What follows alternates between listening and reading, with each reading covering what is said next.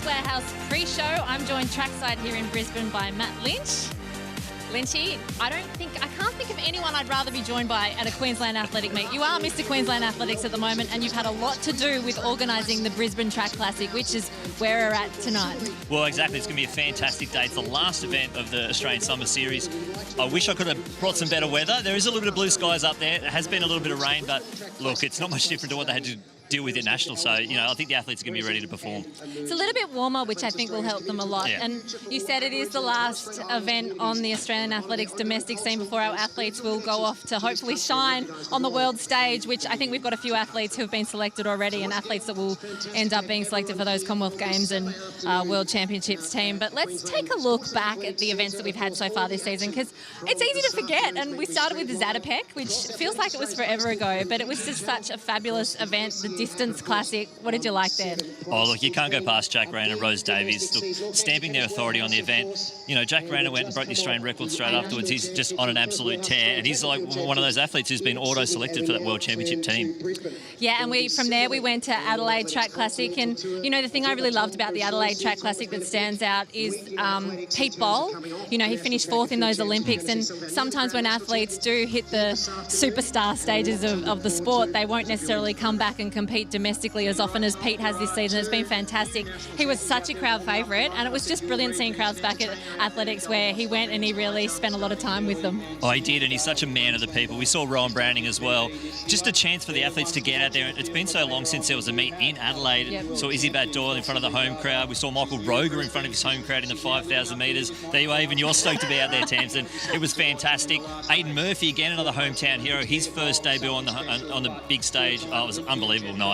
And Michael Roger broke that world record to finish that night off, which was absolutely brilliant. And the thing that I also loved was we got to see Benderia Boya, the 400-metre runner that we were used to seeing her do, step up for the first time over the 800 and take a win. Yeah, she tested herself, and you can tell that she's so raw to the sport. Obviously, she would have been super disappointed at Nationals, missing out on the final, but she's back out here tonight, so I think it's going to be a bit of a redemption race for her. Well, and that's it. Middle distance racing on the global stage, that championship racing style is actually something that you've got to learn. It's not like the time trial races where you go through fast and you run a fast time. You've got to learn to run off a slower pace, and I think Benderia would have learned a lot from that national championship heat, and hopefully she'll come out here and prove her point, and it'll be a fast one tonight.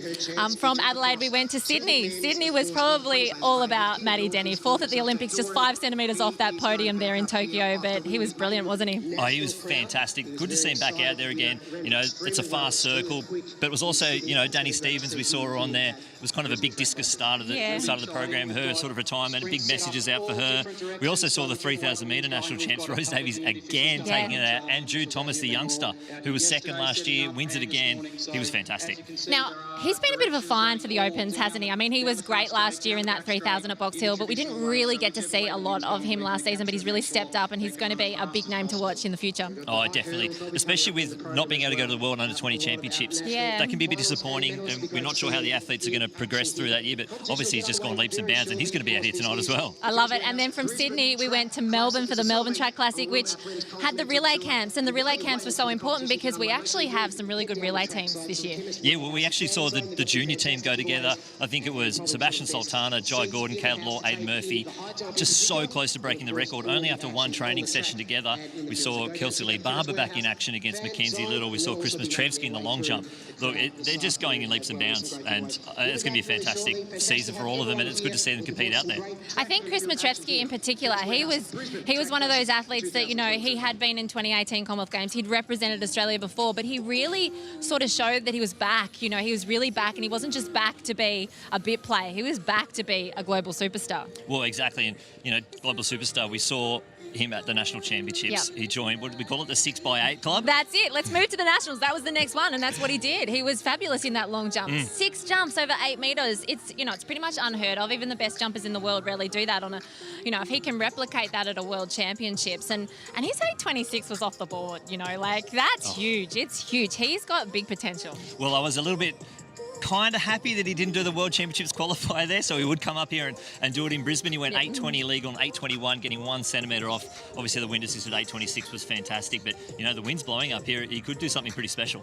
Well, the Nationals were pretty special, as you said. Like, there was a lot of other good athletes. What were the highlights for you at the National Championships? Oh, it was just an opportunity to see the athletes compete. Like what Peter Boll said, he was more nervous for the National Championships than the Olympic final because this mattered in terms of getting there. He'd never been automatically selected for the World Champs. He'd already done his qualifier sort of in that June, July period right before the Champs. So this was the first time he's ever stamped his ticket that early. And for someone who's been to the 4th Olympics, the Oceania record holder, to say that, it just shows how important it is. That shocked me. That genuinely shocked me that he hadn't been automatically selected before. But I think it was brilliant. Like we said a bit earlier, that Pete Boll, the global superstar that he is now over middle distance, he was happy to come back and compete domestically. And now he has that automatic selection. It means that he doesn't have to chase the time, which makes a real difference for him leading into those World Champs and Commonwealth Games. Liz Clay, for me, was one of the athletes at the National Championships that really shone. You could see in her eyes how determined she was. She'd come off that World Indoors where she'd just missed that final yet again.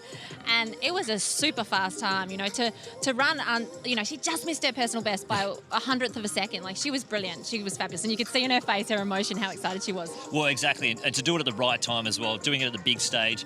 Again, she's out here tonight and seeing those athletes perform when it mattered. The women's 5,000 metres was another one as well. Jess Hull and Rose Davies getting those qualifiers and dragging through. We nearly had 5 athletes across the line, all under what is the hardest qualifier that has ever been for any of the World Championships. It was just fantastic racing. It was phenomenal. And Cedric Dublau over the 2 days for the decathlon, he was incredible. Yeah, fantastic. The fact that, he had such a tough Tokyo where he was injured beforehand and couldn't really perform to his best.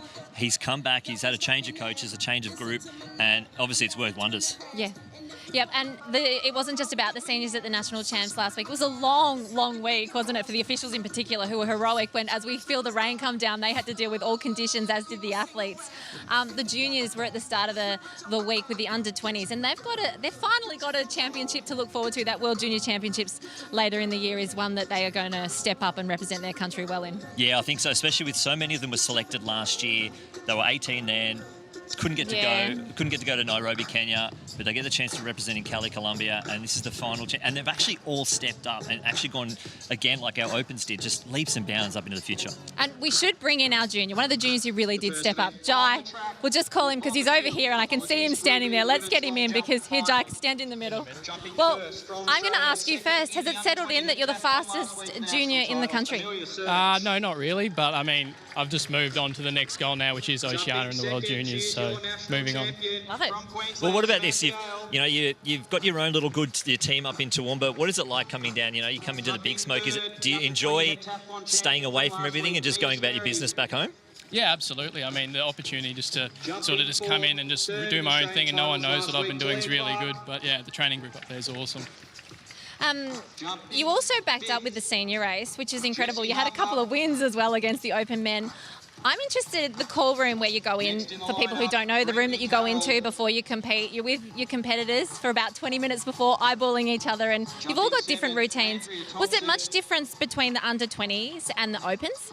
Actually, no, not really. There was, I mean, I think the under-20s, we have a lot more camaraderie, we're really good friends, and the Opens were slightly different, but no, it was quite relaxed and, yeah, pretty much the same.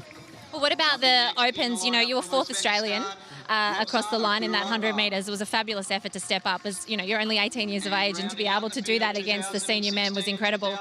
If a relay team opens up, is there any way that you can step up and run in the men's Open 4x100 as well?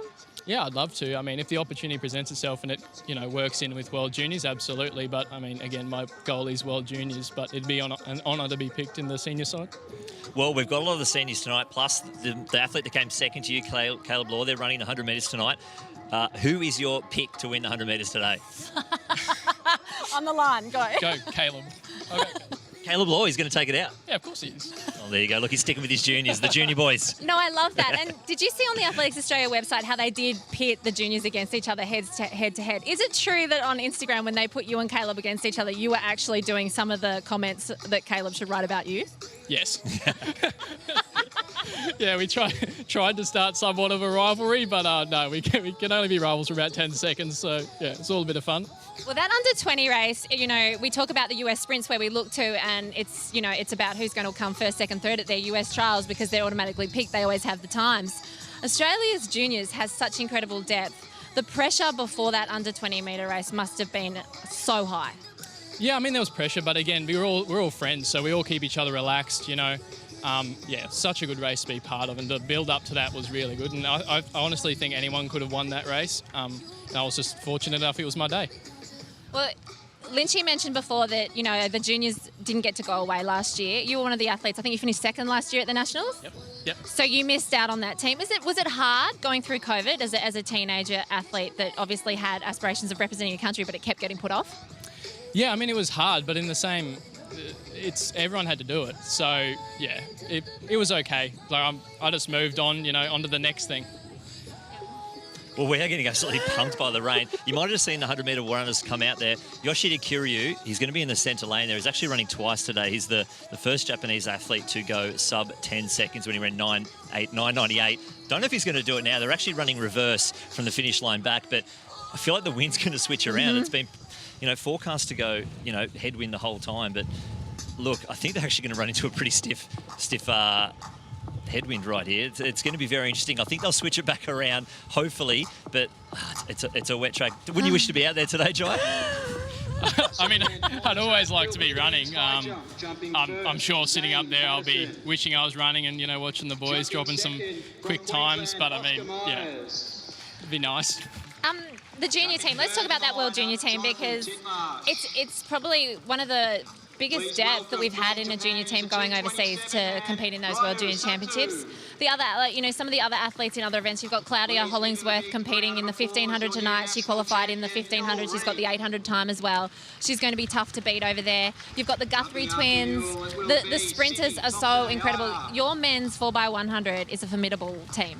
Yeah, absolutely, and I honestly think we can potentially run. Get a medal in the 4x1, but yeah, the whole team, it's amazing to look at the depth, like you said, yeah. Yeah, look, I think this, what was the last time we might have got a medal? In 1996, I think it was, back in, and Matt Shervington was a reserve in that relay, yep. So it just shows how good the depth is. But yeah, the whole field in that 100 metres, they all had qualifiers. Like you said before, it is like the USA trials where you just got to come top 3, top 2. But Joe, I might let you go and maybe just get out of the rain and watch this first 100 metres, because they're probably going to run into a -4 at the moment, unfortunately. I think they're going to switch it around later for the A races, but look, let you go upstairs and stay out of there, stay cool, don't get sick. Try and stay relaxed. Yeah. Hey, and good luck to you and the rest of the juniors at those World Junior Champs, because we'll all be watching and cheering you on from back here in Australia. Good luck. Thank you very much, guys. Have a good one. Get out. Wow, it is really wet. It is completely drenching rain out here, but being typical of Queensland, it's going to hopefully dry up and we'll have dry patches through the rest of the afternoon. Yeah, fingers crossed. But this is the pre-race 100 metres here, and it's a good international field. You'll see Kiryu run again a little bit later, but from the inside, it's our Kiribati athlete, Lataisi Mwewa, Gary Finnegan, Tyler Glaviche, Kiryu, Julian Lay, Tom Templeton, Harrison Callow, and Sam MacArthur. This is honestly worse than Sydney. We were saying it was a little bit better than Sydney, but and there's our Singaporean athlete on the outside. He'll be in the 400 metres later, so let's hope this wind settles down for that 400 metres. Yeah, this is pretty tough conditions for the athletes out there. On the Japanese sprinters, they had such high hopes going into those Olympics last year. I think they would have been a little bit disappointed with how their men performed over there in Tokyo. Oh, 100%. They've actually had some bad luck, obviously, at the World Relays in 2019. Oh, that changed. The 4x1 is the national team, and unfortunately, they dropped the baton on the last change. I actually thought they were just going to let them go through to the final. Oh, my goodness. Because I'm pretty sure the ticket sales to the next day was so much lower. Yeah. I tell you, if you haven't seen that change, you need to watch it, because it's actually an incredible act of athleticism. They caught the baton and then, kept running. It was incredible to watch live, but they would have been disappointed. I think they'll have a point to prove. They'll want to come back out here at these World Championships later this year and show that Japan is still a sprinting nation to be reckoned with. Oh, definitely. And, straight after this season, it actually goes into the Japanese season. So we'll see a lot of these guys open up their accounts here for the first time and then, get out there into Japan at local meets. And they've got another big comp in the 8th or 9th of May in the Tokyo Olympic Stadium. So I think they'll be very excited to get back out there as the rain is changing directions constantly.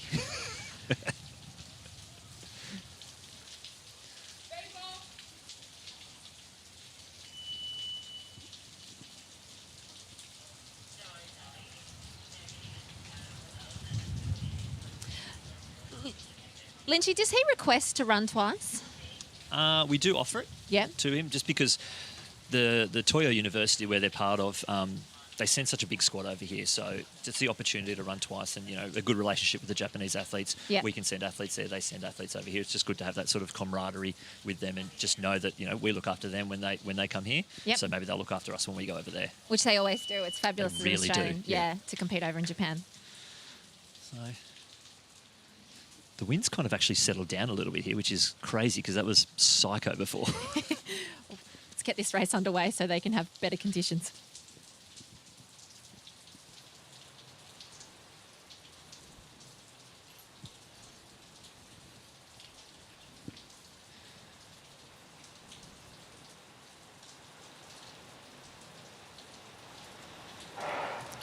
So they're off and racing. A good start. There's Kiryu flying out of the blocks. Mate, he is on an absolute tear. Yoshihide Kiryu eases over the line. Jeez. I'm very excited to see what he can do later on with running the other direction with some pressure, but he was a class above Kiryu, and it stopped raining, so, and there's no wind. I don't know where that came from. I think that's just going to keep coming and coming. Hopefully he's got a change of clothes, Kiryu, for the A final in about an hour's time. But that was a fantastic run there from Kiryu. He did this last time in 2019. He came out in the B race, ran the C race, ran 10:22, and then everyone remembers the race against Rowan Brown in 10:08. Fantastic. Pushed them all the way to the line. Actually got the win. Yep. I was hoping, Rowan loves coming up here. Unfortunately, not this year, because they equaled the meet. They had the meet record together. Then the next year, Rowan ran 10:05 and took the meet record back. Yep. So we'll see if Kiryu can sort of take that down. Well, we do have great sprinters still competing tonight, and I think it's really good that they'll get the chance to compete against an athlete like Kiryu. You could see then the way that he has that wonderful knee lift. He's able to open up. Like he's not a tall man, but he really makes the most of that leg stride. Yeah, he looked very special. Then we've also got a teammate of his from the 2016 Olympic 4x1 team. Shota Izuka is going to be competing in the 200 metres, who's an absolute special athlete too. He was run 20.1. He's up against Aidan Murphy, Jake Doran, Caleb Law. Like, it's going to be another fantastic run in the sprints. Oh, what a great experience for our sprinters. Now, on international athletics, we've got a World Championships and a Commonwealth Games coming up later this year. The World Championship squad has been selected initially. It's only a small team at the moment, Lynchy, but obviously there's going to be more athletes added to this. Yeah, so these are the athletes that had to qualify and then won national, so they are automatic. Yep. It's already a fantastic team, and I think the medal chances, they're not specifically going to come from this as well, but, you've got Matt Denny's in there, Nicole McDermott's over there, Kelsey Lee Bubbs. She actually gets a wild card. She didn't even have to do nationals. That's why she's on the list. She didn't do nationals. Yeah. So we can actually send 4 javelin throwers because we have the reigning world champion in that team.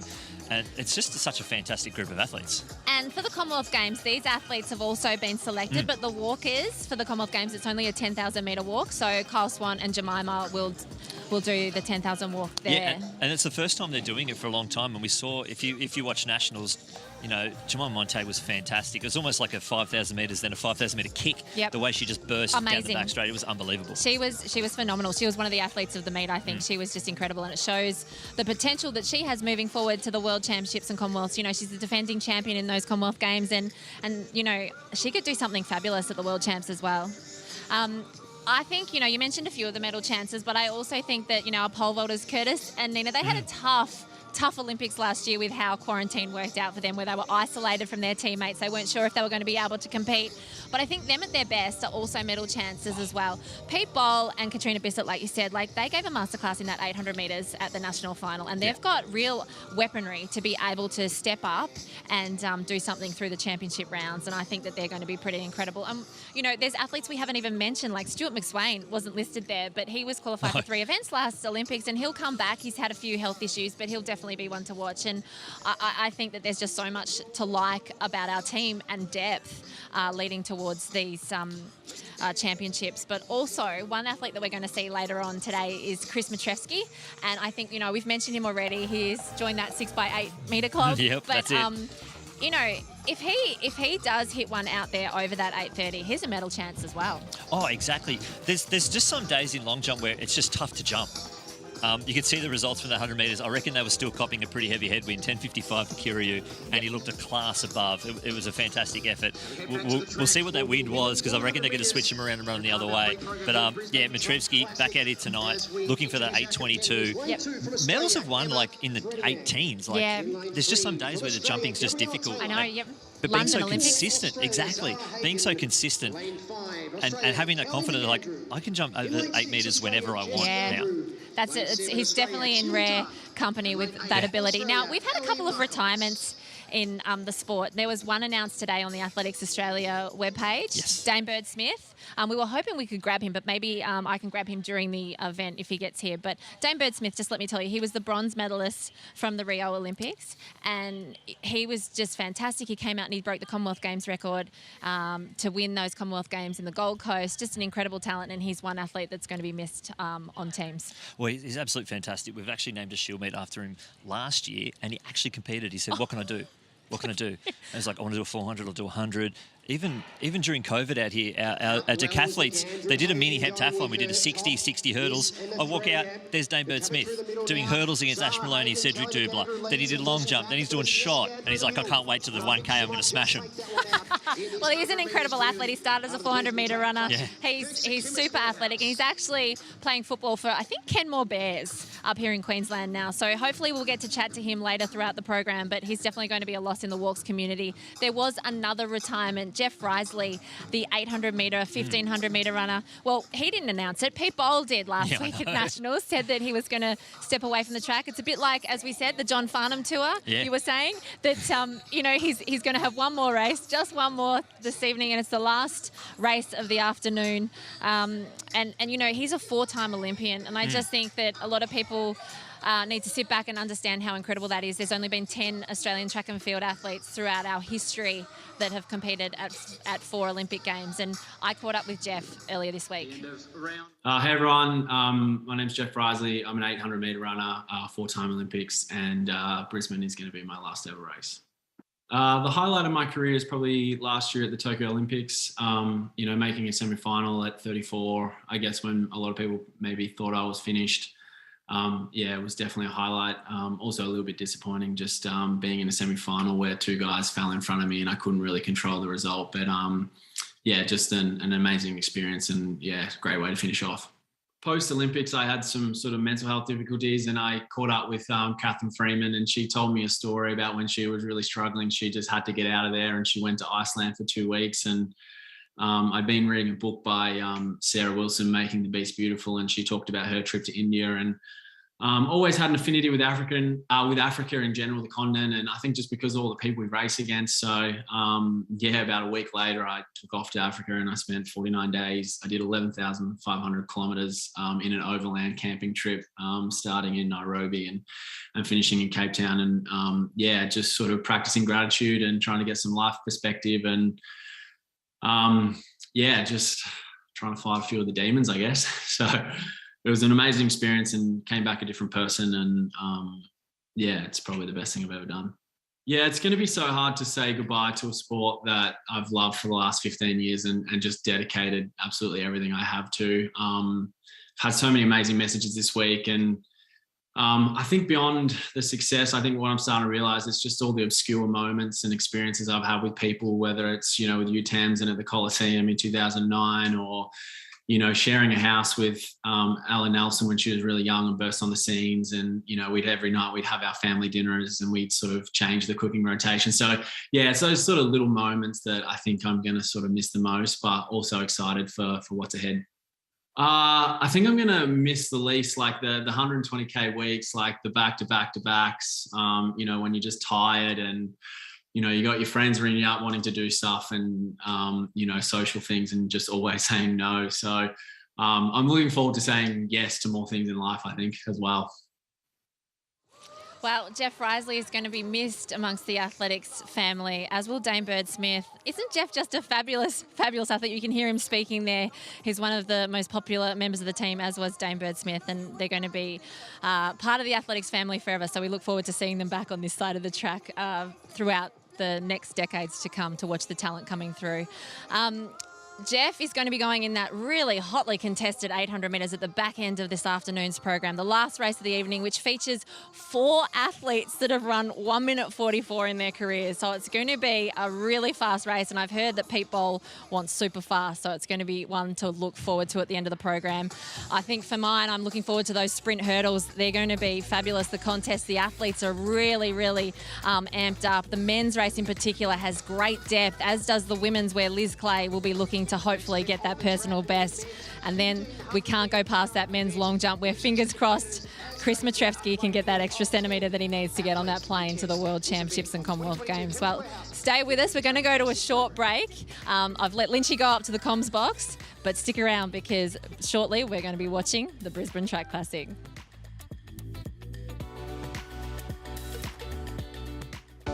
We know it's important to stay hydrated, and that 8 glasses of water per day is recommended. Though, for many of us, that's easier said than done.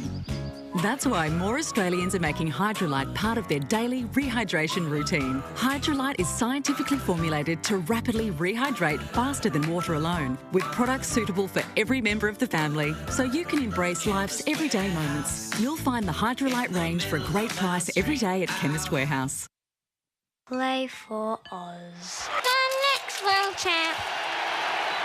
Just like a beast. Hope you take your wheat bix. New Honey and Golden Oats Wheat Bix. Meet Puma's newest running shoe. With Nitro Foam, it's made to help every runner, including the fastest in Australia. Thanks, Fox. Let's try it. The new Nitro range from Puma Running, available at the athlete's foot.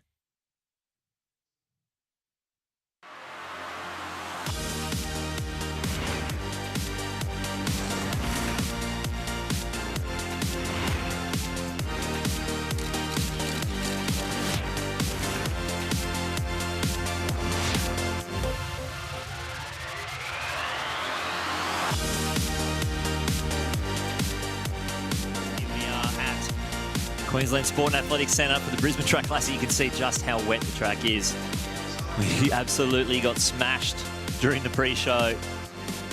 And unfortunately, there is a little bit of blue sky out there, but rolling around the track, this is our local and para men's 1,500 metres. We saw such a fantastic race at the National Championships. Leading the way around the outside, that's Riley Borthwick. Then just off the back of that group, you have Reese Langdon, who's looking fantastic. And just behind them, Dion Kenzie, the bronze medalist from the Tokyo Paralympics, the T38 athlete, and Angus Hinksman as well. So Borthwick's leading the way. Then it's Cram. Then just behind him, Jaden Gill, Partridge, Cameron Gill, Cameron Musgrove. So they're having a great battle out the front there in this 1,500 metres. And Langdon, can they drag him around for a fast time? Our men's high jump competition also going bar at 2 metres in that event. And the long jump competition happening on the home straight. The women's long jump, Sumire Hata of Japan, 6:29. Her first jump, 6:22 for Amelia Search. And Brittany Carroll's just gone to 6:22 as well to get up there. Search having a great jump. Just trying to work out if that was a wind legal attempt for Search, because that would be a World Under-20 qualifier in that event. 4th place, Jessie Harper, 6:15. And then Mia Skerry, the other junior athlete, 6:05. Unfortunately, I thought we could have left the wind behind, the wind and the rain behind in Sydney at the Australian Championships, but unfortunately not. So you get the bell in this race. Can Langdon get dragged around for a phenomenal time here? He's right on the chase pack. Kenzie and Hinksman at the back of that group had a fantastic battle out at the Australian Championships, where Hinksman just got around Kenzie up into 2nd place. It's a big move on the back there. There goes Reese Langdon around the outside. This is a huge move here from Langdon. He's in the red bib, sitting in 5th at the moment. Looks like Jack Partridge now coming around the outside to take the lead. And then it's Jaden Gill just behind him. But Jack Partridge, this is a fantastic run. Here comes Langdon, though. Langdon gets around into 3rd place. The T38 athlete new on the scene, and he's having a fantastic run. Langdon gets up into second place. This is a huge performance at the back of the field. Hinksman's gone around Kenzie, but Partridge out in front on the wet track of Queensland Athletics Stadium. That's a good run there from Langdon. Oh, he put it all on the line. This is another fantastic performance here from Hinksman too. Angus Hinksman next across the line, the youngster from South Australia. A great running. Then Dion Kenzie, our bronze medalist from the Tokyo Paralympics.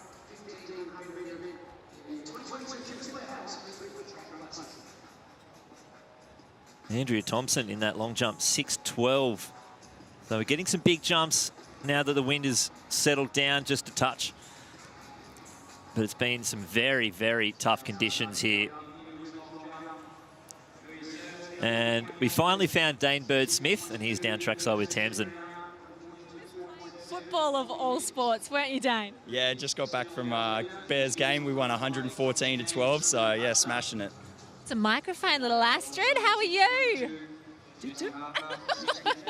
Is that one of the reasons why, you know, you've announced your retirement? Is it to spend more time with family, like little Astrid?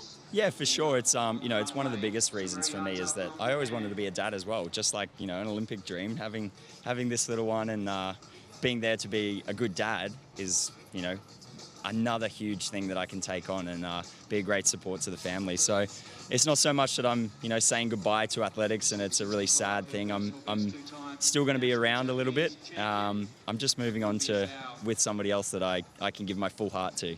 I love that, and we did mention that before, that once you're part of the athletics family, we're family for life, so you have to keep coming back. Oh, for sure. I mean, we're down at the Track Classic supporting the next up and coming guys. Hopefully you see Beck out there have an absolute trot. So yeah, looking forward to it, and you know, I absolutely love it. The track is where home is, so I'm grateful that I can bring her along now and kind of show her. Astrid can see her mum Katie on the side. That's who she's looking at. Coming to the decision of retirement is never easy. Was it an easy decision for you? Like, did you mull over it, or are you comfortable with where you're at now? You know, there was a lot of tough. You know, the tough decision was last year pulling out of Tokyo Olympics. But at the same time, you know, as soon as I got word that this little one was, you know, she was going off to hospital, she was in the ICU. So it makes the decision super easy. Like, that's where my heart is. There's always another race. Unfortunately for me, you know, now I'm fully committed to being a dad and having a great time with her and spending as much time as I can. So yeah, it's one of those things that's a little bit sad that there were a few things that maybe I wish I could have, you know, powered on, and that competitiveness is in me. Oh, you little one. Katie, come in. You know, because I think what a lot of people don't understand is that athletics, it's really a family affair, isn't it? Like, you know, you would have spent a lot of hours just out there with your own thoughts. You chose one of the most grueling events in track and field. Yeah. The difficulty in your sport, you know, with the training would mean that you'd spend a lot of time away from family. A very understanding wife. Yeah, no, exactly. And I have to say an absolute massive thank you to Katie. She's been a huge supporter of everything I've done over the years. You know, she's been all around the world with me. I've dragged her along to some pretty crazy places, and we've had you. What do you mean I dragged you? And we've had a lot of fun together, so it's been an amazing journey. And now we get to kind of share this journey with the little one as well. And yeah, moving on to some other things as well. But yeah, family for me was huge, and I can't thank them enough for what they've given me. So. Well, before I let you go, I want to hear what your highlight was. I mean, a lot of us would guess it's probably the Olympic medal, but what's the highlight of your career? Oh, I mean, the debut Olympic medal was absolutely amazing, and you know, it took 4 years of solid plan to get there. But also the Gold Coast Commonwealth Games, you know, it was a home games. It meant so much to be at home.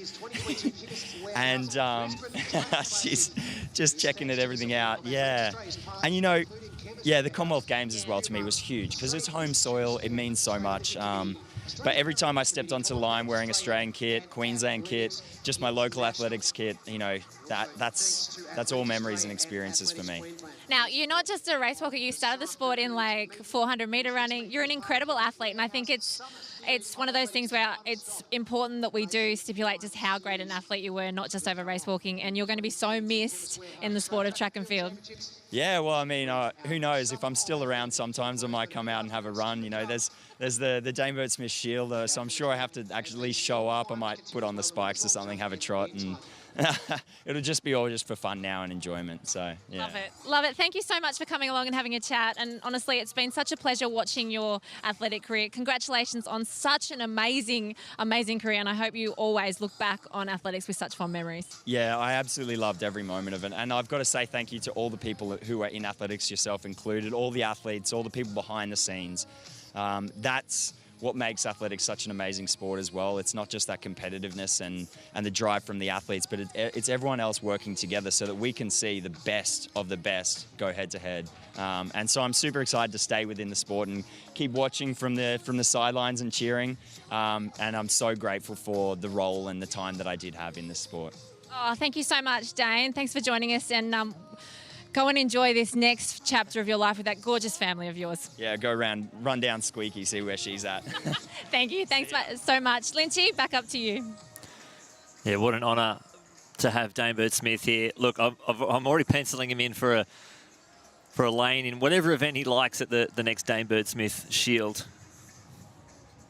He can do whatever he wants. Free entry for life for DBS there. Fantastic to see him out here, and hopefully he sticks around to watch some awesome athletics. So that's our high jump, men's high jump competition going on at the Northern D. You can see just how wet the track is. We just saw Sam Dale get her third round attempt. This is Mia Skerry. She's already gone 5:51 and 6:05. And a very long approach here for Skerry.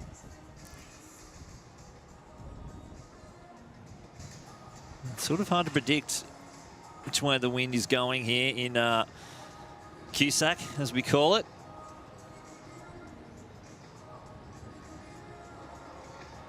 Getting up close to the 6 metres. She gets the white flag.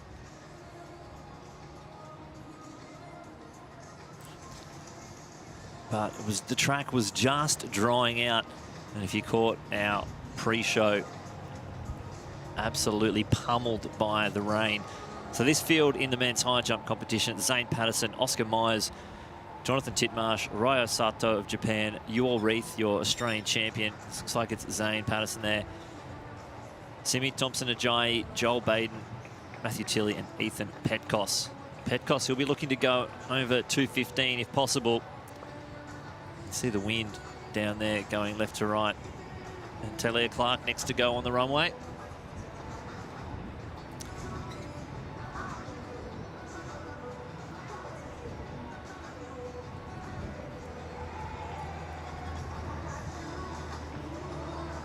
Well, that's a much better attempt. But unfortunately, the red flag goes up. She'll finish with the best of 5:94. The girls, unfortunately, had to cop the brunt of the worst conditions in this early part of the program.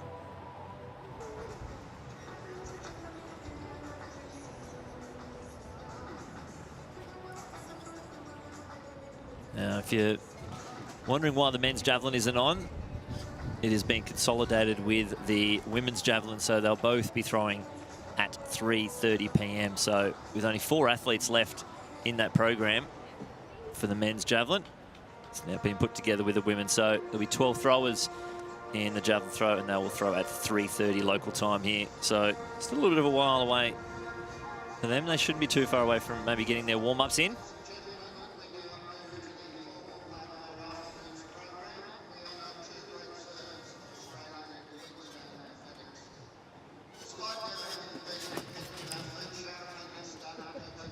There's Petkos, unfortunately.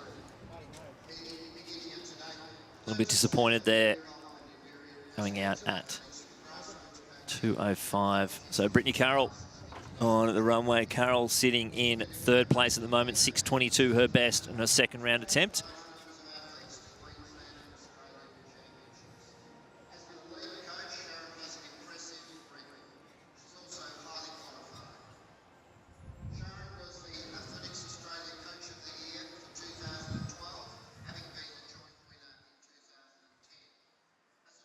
Plenty of speed off the runway there, off the board. 5:90 that leap for Harper was, but she is the best of 6:15 at the moment. Maybe Andrew Thompson next to jump.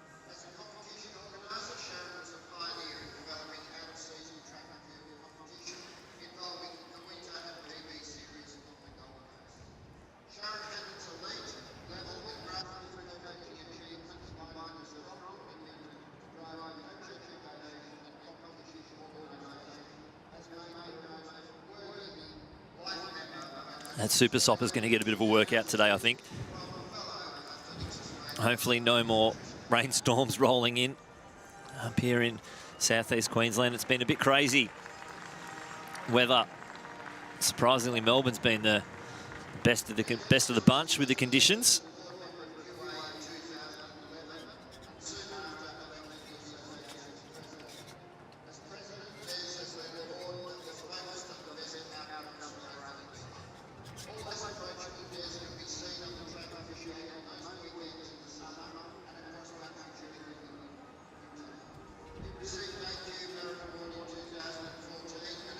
So Andrea Thompson needs to go 5.92, that leap from Brittany Carroll. Thompson, her best jump was in the second round of 6.12, currently sitting in 6th place.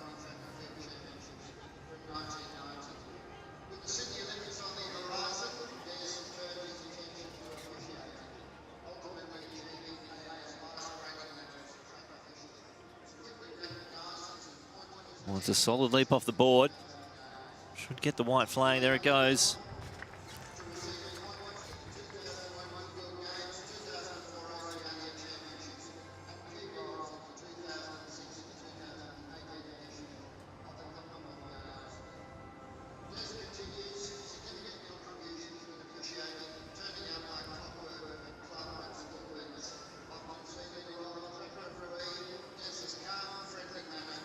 Good clearance there in the high jump.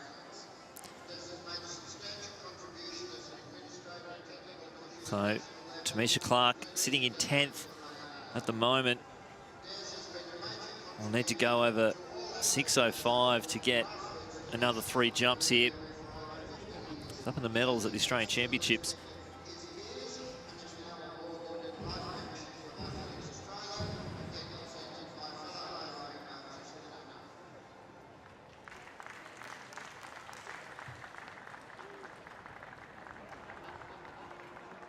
Well, it's going to be close.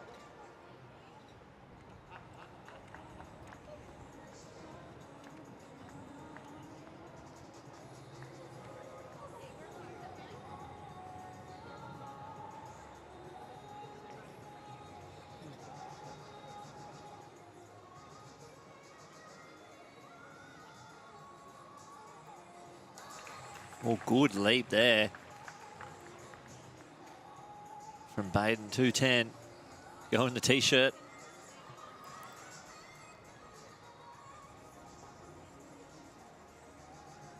So 5.91 for Clark. So unfortunately, we won't see either of those athletes. Samure Hata next to go. 6.65 jumper. There's Baden clearance. Look at that. Easy over the bar. He still didn't like it, but he goes clear on his first attempt. Here's Sumire Hata.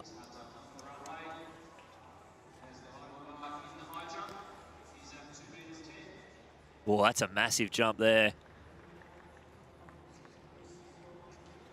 As the white flag goes up.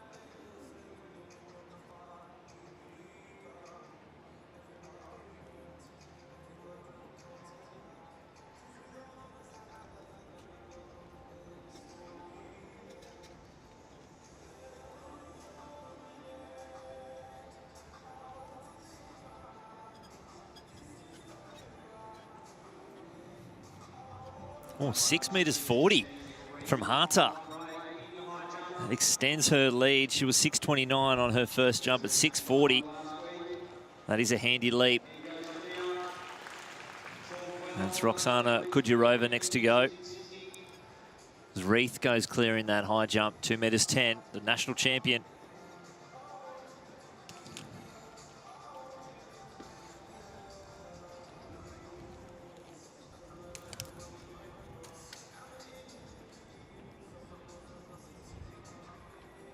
Very smooth over the bar.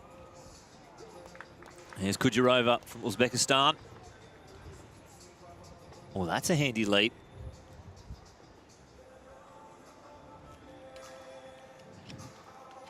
.611 on her second round jump.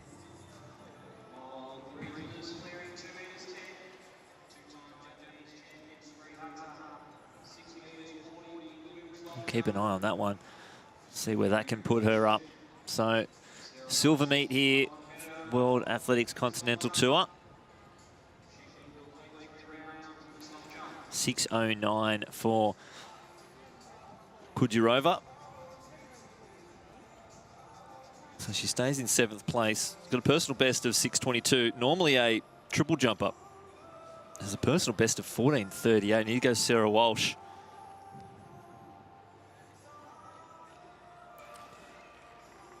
A nice leap for her. We're not too far away from the women's B race, 100 metres. They're just getting into their blocks.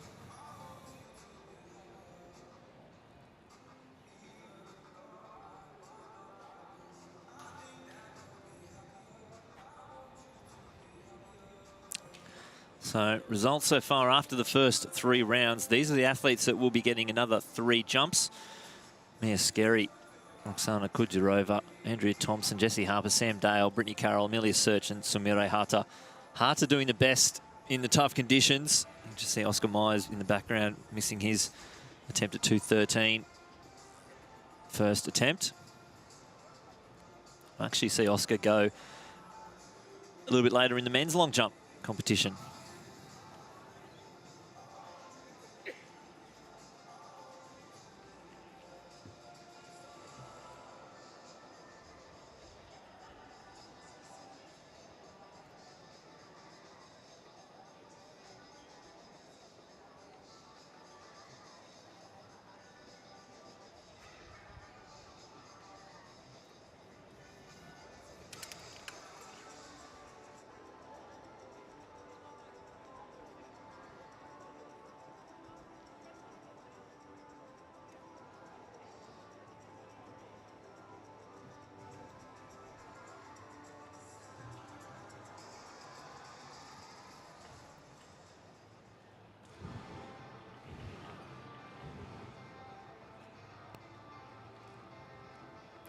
It's been a tough domestic season for the athletes hunting down good conditions. Brisbane, unfortunately, getting a bit. So before our women's B race 100 metres goes, we do have Tamsin down trackside. Thanks, Lynchy. Yeah, I'm down here at the back end of the long jump where they've got a really nice tailwind, the women, but it is causing a little bit of havoc with their run-ups having to do a few moves. But I think before these hundreds come, the women come into their blocks for that B race, they're going to be pretty happy because the tailwind is very nice and it's actually quite muggy and humid and it's not raining at the moment. So it's probably the best conditions we've had so far this afternoon.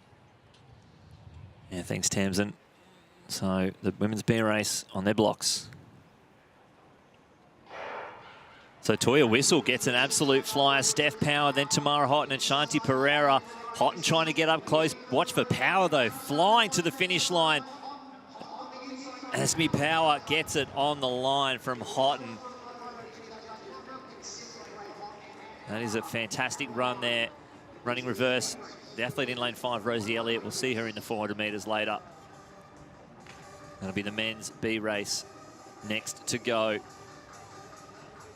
So good running there. Strong finish from Steph Power. We'll see a lot of these athletes go in the 200 metres later on in the program in about an hour's time. So now that the track is back on action, it'll be non-stop. The men's and women's javelin throw going through their warm-ups. Whistle got an absolute flyer. It's her first race in quite a while. Power coming over the top over the last 20 to 30 metres. Superb finish. I reckon just over the top.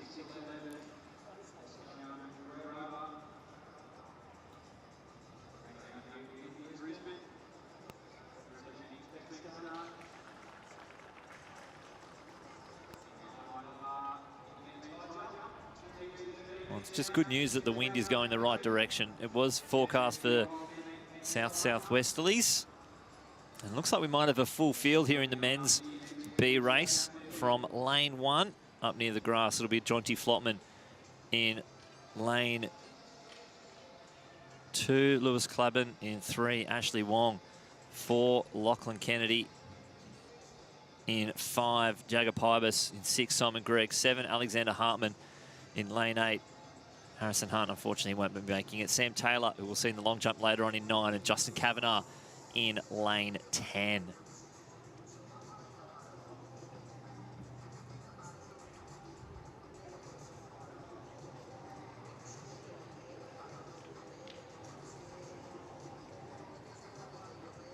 I've done a full wide balance the whole lot.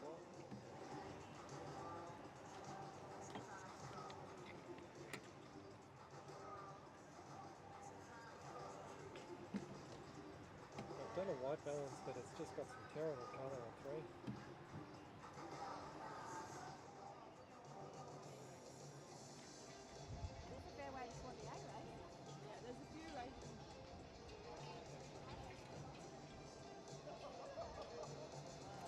A lot of these athletes in this B race here today, junior athletes or athletes just outside of the final. Keep an eye on lanes 3 and 4, Wong and Kennedy. Lachlan Kennedy was the athlete, if you remember watching the under-20 100-metre final, who fell 10 metres into the race. So he'll be looking for a bit of redemption out here. Try and get to the finish line. Pybus has been on a tear, the Tasmanian. Simon Gregg not too far away from that final as well. Alexander Harmon, the national champ from 2016, looking to capture some form. You can see the crowd right up the back. 11.89, that was the performance from Steph Power to take out the women's B race from Houghton, and then Shanti Pereira from Singapore.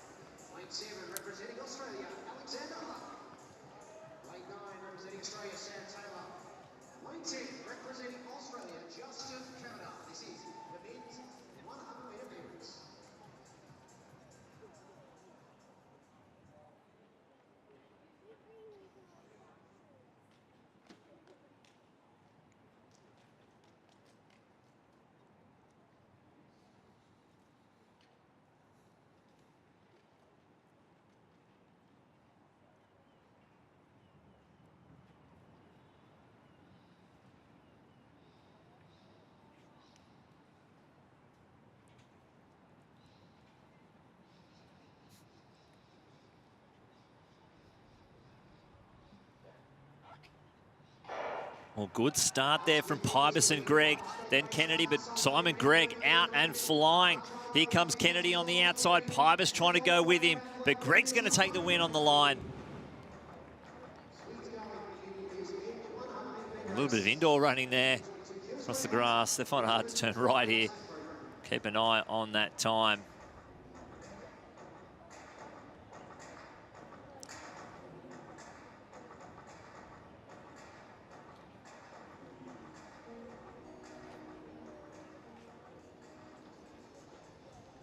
And 4-0 is what I've been seeing here.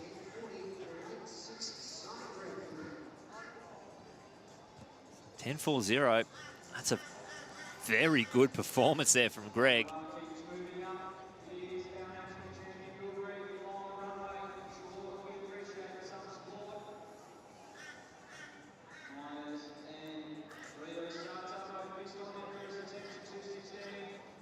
Waiting on the wind on that one.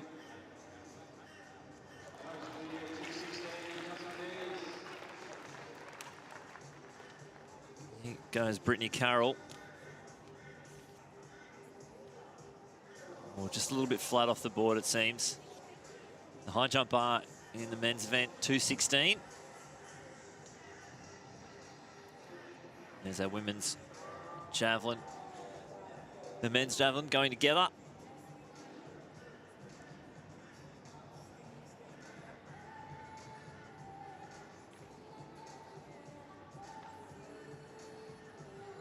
(10:40) for And Greg, looks like Lachlan Kennedy 53. We'll have to wait and see for the wind on that one. But close to Greg's personal best of 10:39. Lachlan Kennedy second with 10:53. Amelia Search sitting in second place with a 6:22, looking to get over 6:12 officially.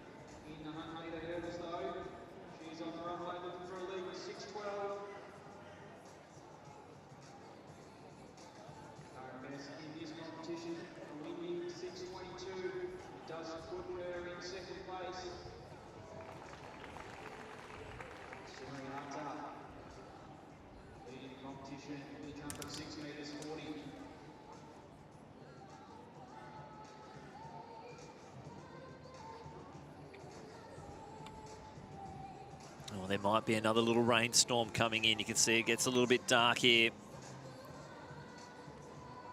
It's a tough day in Brisbane. We've had some fantastic weather.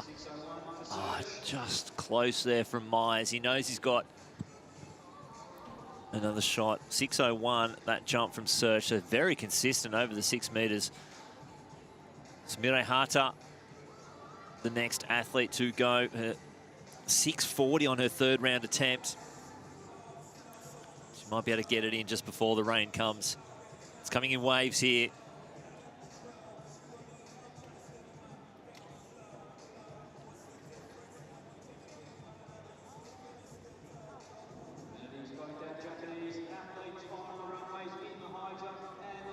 Normally they are the most consistent weather up in Queensland, but we've had a pretty wild year. Always Japanese athlete Ryo Sato in the high jump goes good at 2:16. Here's Hata. Oh, that's not bad. It probably won't surpass her 6:40. And here's Ryo Sato's 16 attempt. Oh, look how much space there is left in that. Over 2:16, that's not bad.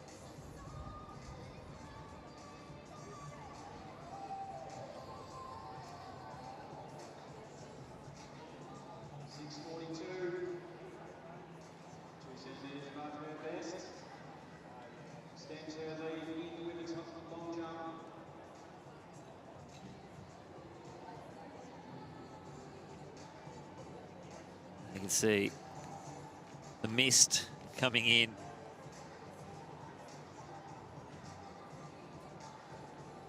Sarah Walsh now on the runway, then it will go back to Mia Skerry.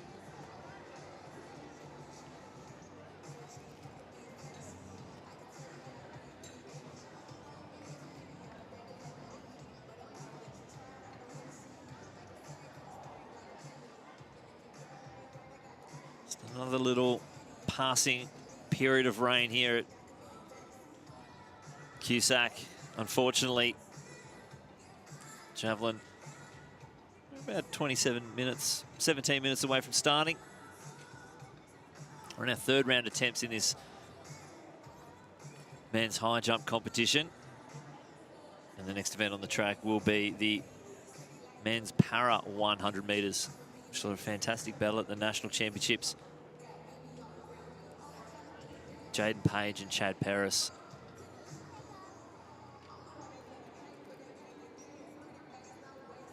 Oh, and Simi Thompson Ajayi, clutch jumping there, 2:16 on his final attempt.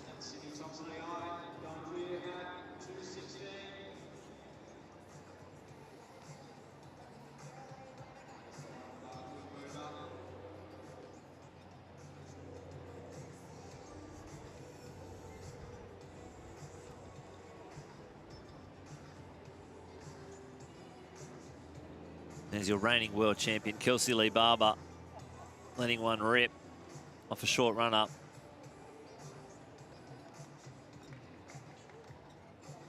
This is the kind of conditions they might get in Birmingham at the Commonwealth Games.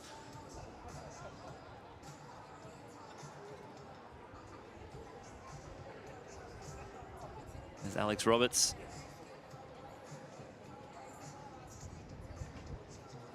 It's always tough dealing with the rain up here in in Queensland. The bar going up to 2 metres 19. It's never cold, so still good 25 to 26 degrees here. Roxana Kujarova, you can see that tailwind though. Getting a big jump out. It's the problem with living in the tropical area. La Nina, been a big pain in the ass. Head back to the track for the next event on the 2022 Chemist Brisbane Track Classic program is the men's 100-metre para. As we introduce our competitors starting in lane 2, Tokyo Paralympian from Australia, Oceania. In lane 3, the Sport National Champion, 400 metres from Team Australia, James Tuono. So here's Rio Sato, his first attempt at 2:19.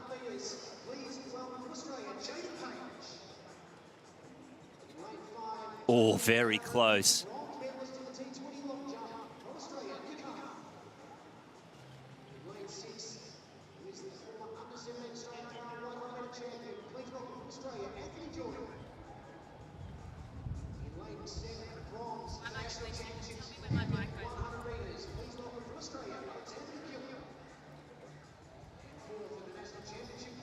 So this lineup here in the para-ambulant 100 metres. Fortunately, no Chad Paris, but we do see Jaden Page in lane 4.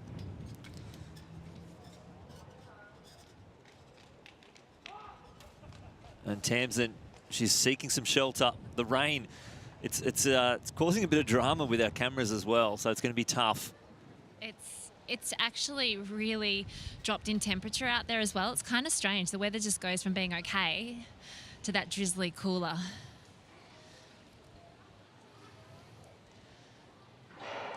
So good start there from Nick Hum, the medalist in the long jump competition at Tokyo Paralympics. Hum having an absolute flyer. There goes Page though. Page is tough to close. Hum takes it on the line though. It's like Anthony Jordan just getting up for second place. That's a massive run there from Nick Hum. Unfortunately, we won't see him in the long jump competition, but he showed a bit of speed there. Yeah, he was fabulous, wasn't he? Like, ripper start, got out, had that nice acceleration phase, relaxed through the middle and was just able to hold on at the end. Lynchy, the long jump competition at the moment, it's a little bit chaotic down there. With the drizzle, it's making that runway just a little bit slippery, and we can see that Samantha Dale, who's been having such a fabulous season domestically for us, she's joined that 670 club, which as soon as you hit that club, you mentally switch to a different mental capacity of what sort of athlete you are. You're 670 plus, then you start to think about making Australian teams and being competitive. But she's actually been really sick. Andrew Murphy's squad's been really sick this week, so she was undecided as to whether she was going to even come up and compete, but she is tough like Murphy was, and she's here competing, but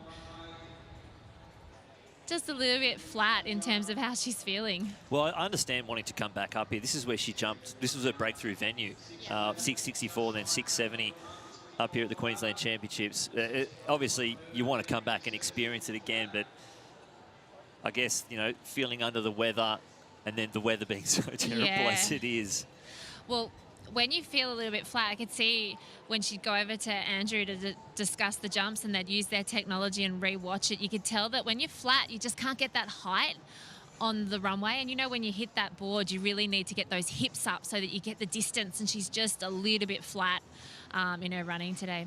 Well, 621, so she's improved her jumping.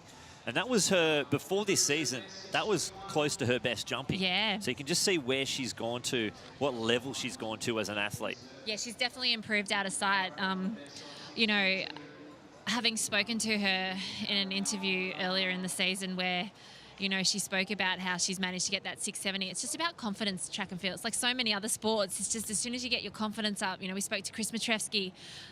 He knows he's an 8-metre jumper again, and he knows what sort of shape he's in. As soon as you actually put those jumps on the board, it changes your mindset and you're able to start looking ahead to bigger and better things. And I think that's what Sam's done. She's surrounded by great long jumpers. Her coach, Andrew Murphy, being a triple Olympian in the triple jump. Triple. And you know, she works alongside Nicole Boegman, Australia's ex-female long jumper as well. So she's surrounded by these great ex-jumpers that Australia's produced, and so she's got a wealth of knowledge around her to tap into, and she's just, even though she's only 20, you can see that she's stepped up as an athlete this season. I think you're going to see bigger and better things from Sam Dale moving forward. Yeah, I definitely think she's got the ability to get up near that 7 metres. You see Rio Sato, his second attempt, it's Richie Beno's dream here, second attempt at 2:22 in the men's high jump. Oh, he gave it a good nudge. We have on the blocks our women's A race 100 metres. Looks like we are missing Monique Quirk, but we go from the inside. It's from New Zealand's Livy Wilson in lane, sorry, that's in lane 2. In lane 3, Ebony Lane. In 4, Tori Lewis. 5, Brie Masters. In 6, Mia Gross. And in lane 8, Christy Edwards. This is the challenge we get to see Tori Lewis, who only contested the under-20 event at the Australian Championships, and we now see her go up against Brie Masters and Mia Gross, and it was so good at the National Championships.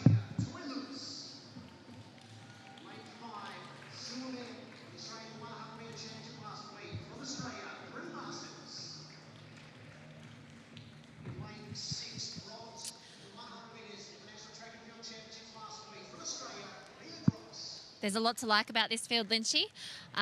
It's going to be fabulous to see how Tori goes now that, you know, she's back from her formal and those under-20 wins, and she can compete against the senior athletes who medalled in those that national championship 100 metres. Mia Gross, you know, has come back from that sickness, those horrible sickness she had last year, and she's just become a stronger and better athlete. And Brie Masters, she looked absolutely brilliant through the rounds of those 100 metres.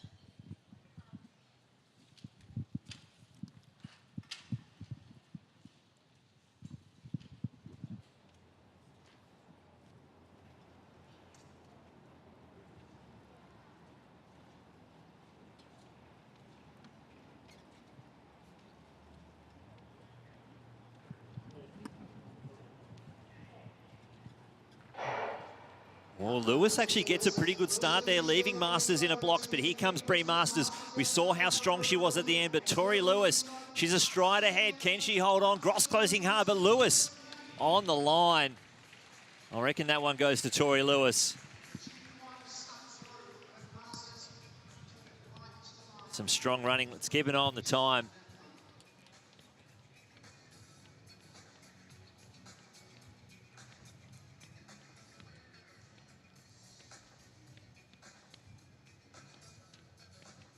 .11:37. So that's some fast running there. It's the second fastest. Tori Lewis taking that Baden. Just pushing the bar down at 2:22, but Tori Lewis takes the win over legal tailwind as well, 0.02. 40 for Brie Masters, so another good performance there for Masters. In second place, but fantastic running there from Tori Lewis. Mia Gross goes 11.50 for third.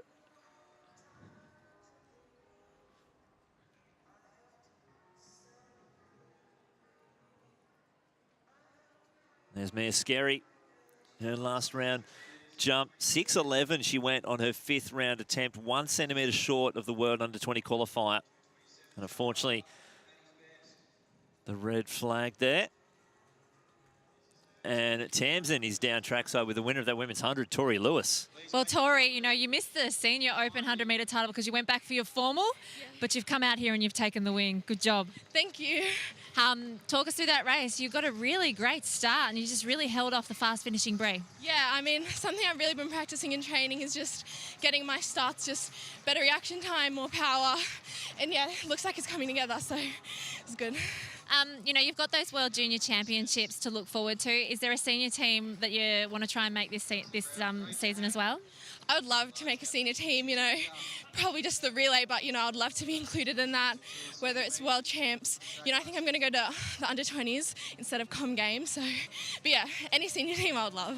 No, that's fair enough because you're only a junior once, right? Now, in those juniors, do you think your main focus will be on the 100 metres or the 200 metres? Because you're so fabulous at both of them. I don't know. I hate choosing. Like, when people ask what's my favourite, because some days it's one, some days it's the other.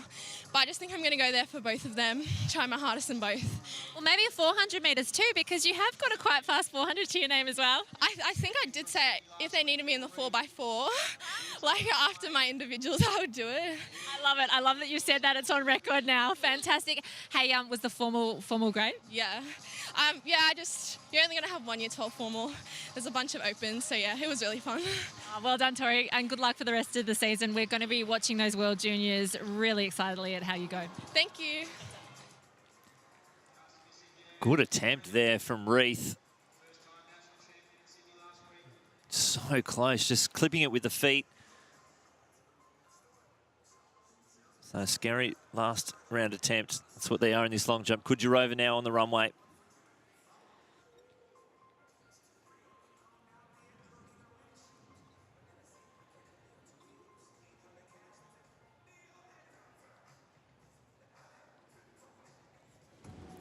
There's Thompson-Ajayi.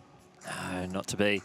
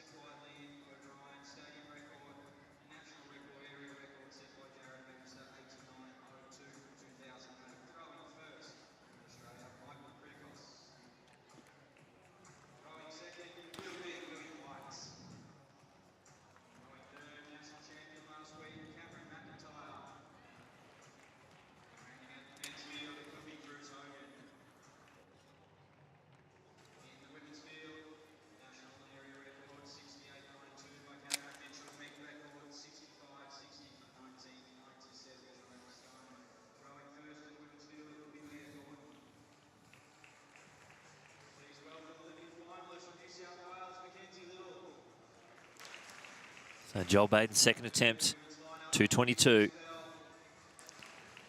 Just bailing out on that one.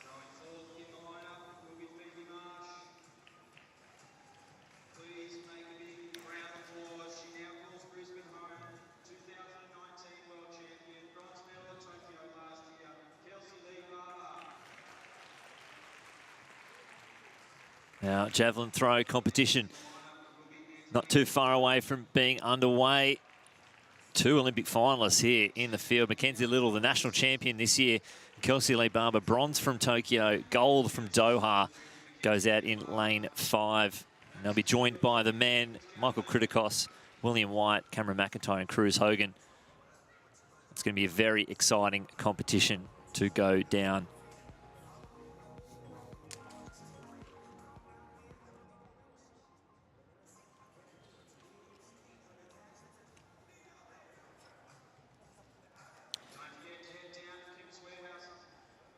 Here's your Reith. Here's third attempt at 2:22.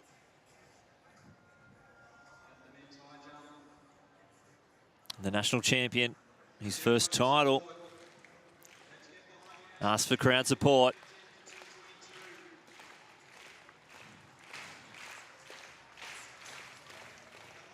He's enjoying it.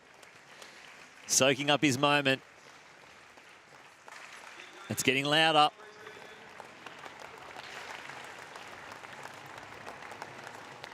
Oh, he did it. He bloody did it. What a showman. Well, he had to after that, didn't he?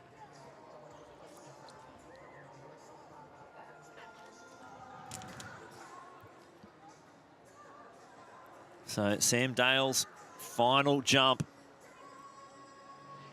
Oh, just a little bit flat there for Dale. Yeah, she didn't like that one. 5.95 for her. It's now Simi Thompson-Ajayi's turn.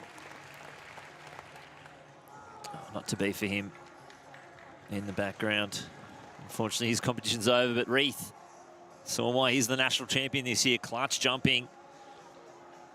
He asked for the crowd support. He asked for more, and he got it. Now it's up to Brittany Carroll. She's sitting second on a countback from Amelia Search. Both 6:22 jumpers, but with the next best at 6:09 over Search's 6:02.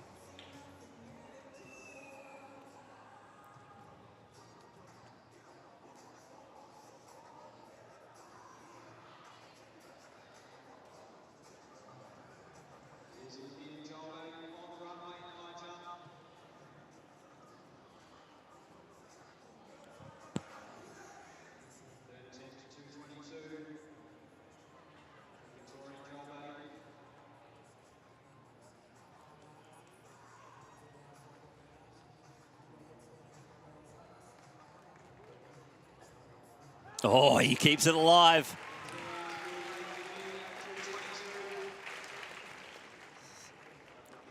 So Reith and Baden will go back it again as the bar goes up.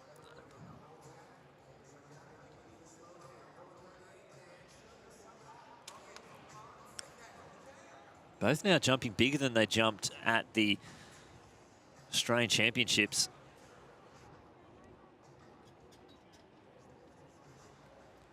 And now I'm going to go down to Tamsin as the men's open 100 metres walks out for a trackside update. Yeah, the men's 100-metre runners are just starting to get out onto the track and get their blocks set up. And we're at the other end of the track because they have turned those hundreds around. And it's fabulous watching the Yuval and Joel go over the high jump bars down the other end. The crowd's getting behind them. And haven't they experienced some conditions? At Nationals, they actually held that bar up with a piece of string because it was so windy. And now they're experiencing rain and then dry and having to deal with all those conditions. And of course, the high jumpers are out there for so long, so they have to try and stay dry and deal with any conditions that they come across. But Joel and Yuval are doing such a fabulous effort out there. You know, they've competed against each other quite a lot in Victoria this season. Yuval's from Ballarat, so no doubt there's a lot of Ballarat people tuning in to cheer him on. He's the national champion now. And let's not forget Joel's an Olympian and he's done some fabulous things in high jump as well. He's also competed in those World Juniors at Eugene, Oregon, so he'll be desperate to go back for those World Championships. And we are missing Brandon Stark, who will no doubt feature for the Australian team later this year. It's going to be very exciting if they can get on that plane to Oregon. There's the men's 100 metres. Kiryu has gone with a change of clothes.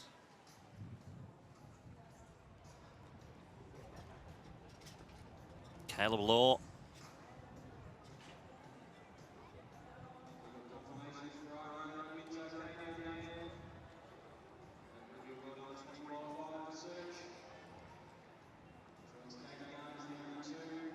So Amelia Search, an update from that long jump competition.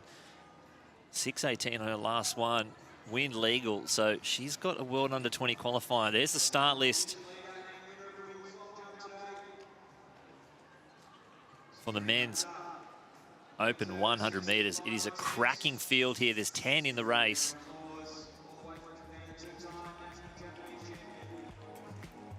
Ismail Dudu Kamara in 1. Jacob Despard in 2, Jack Hale in 3, Yoshida Kiryu in 4, Jake Doran in 5, Eddie Osai Nikita in 6, Josh Azapati in 7, Caleb Law in 8, Jake Penny in lane 9 with Christopher Yuss in lane 10.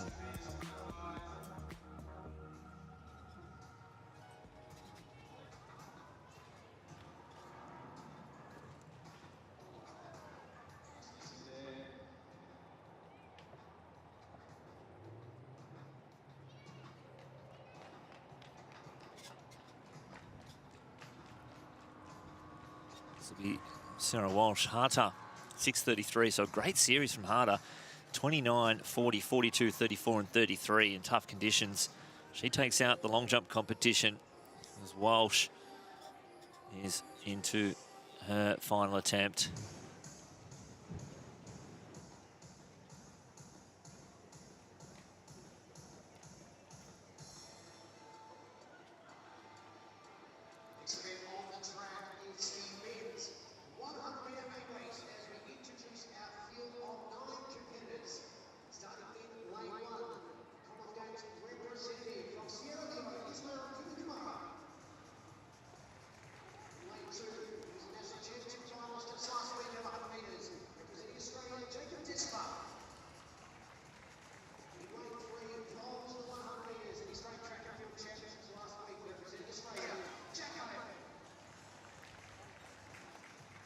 Fantastic lineup here. The meet record 10:05, which was done here.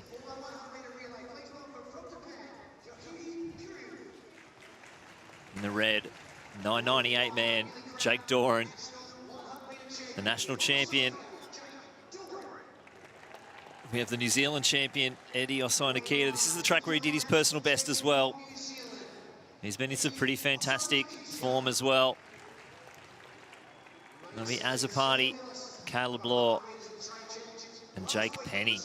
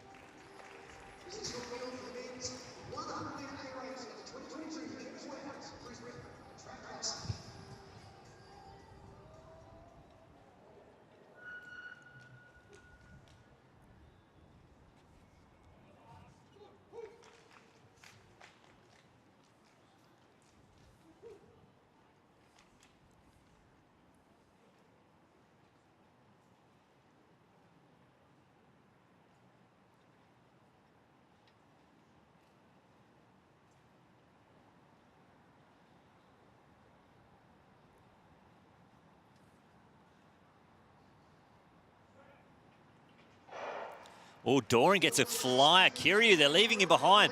Doran's out in front. Can Kiryu catch up? He's moving hard on the outside. Despard as well. But it's going to be Jake Doran in the middle, and he claims it.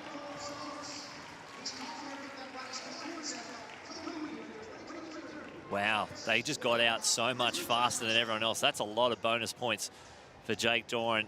Plenty of scalps and a fantastic run. He is in another realm right now.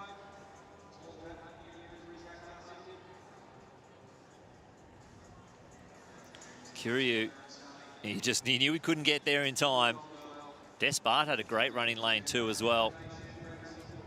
Keep an eye on those times as they flip the blocks around. 10-2-8 for Jake Doran. That's a fantastic run. Not sure what the wind was, but 10:28 is what I'm seeing on the clock.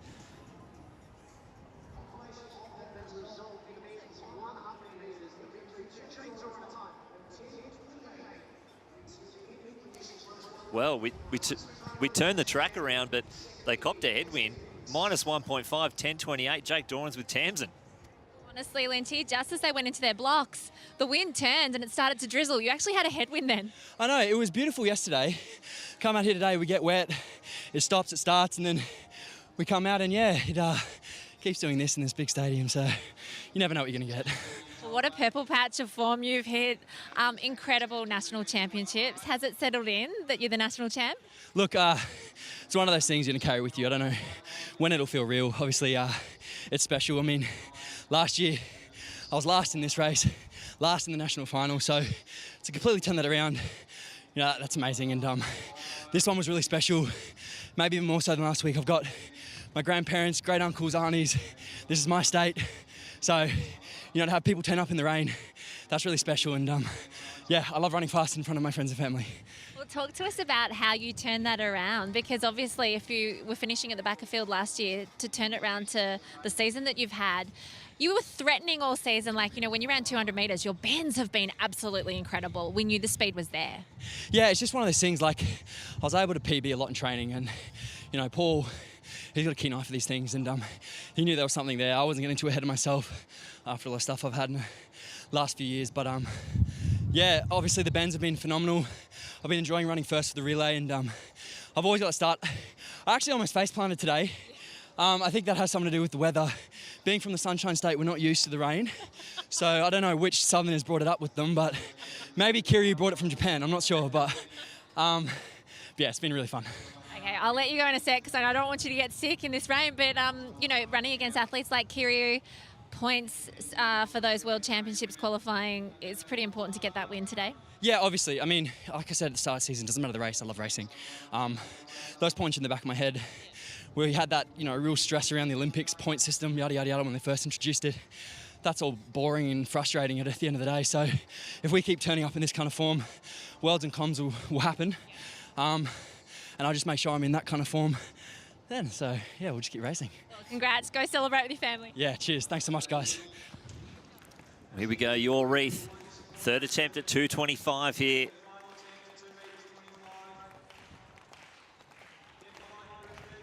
He got 2:22 on his last attempt. The wind's a tailwind again. Can't pick it in here. Ah, he had the height, just stalling over the bar, but it, thanks to the crowd, they've given him plenty of support here.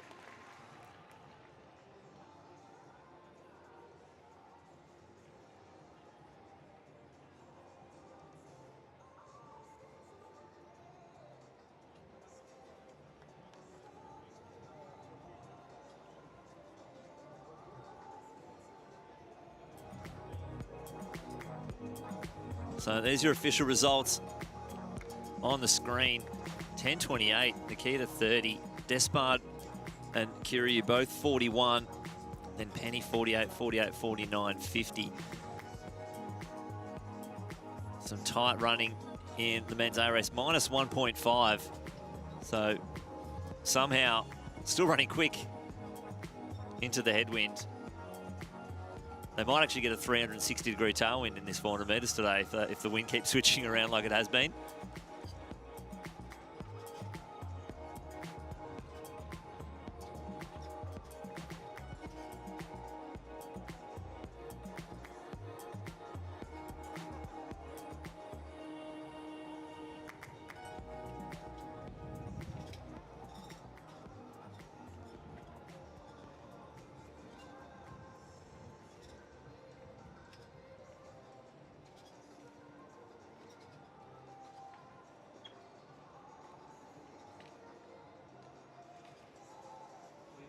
So on the runway, Kelsey Lee Barber, her first attempt in this women's jav.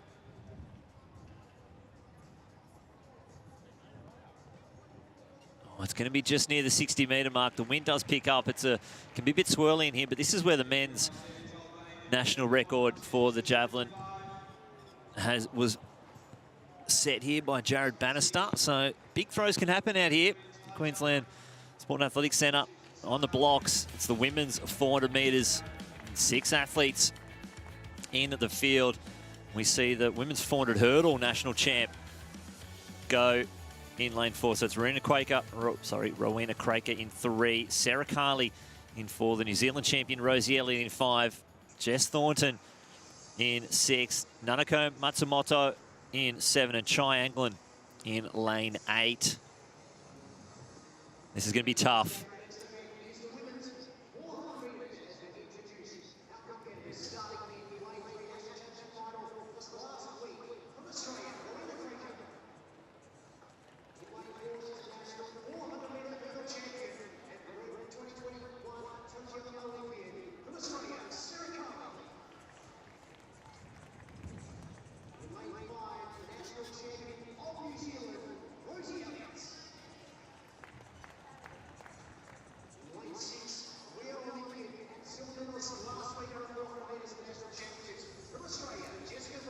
So one lap here in QSAC Stadium, the 1982 Commonwealth Games Stadium.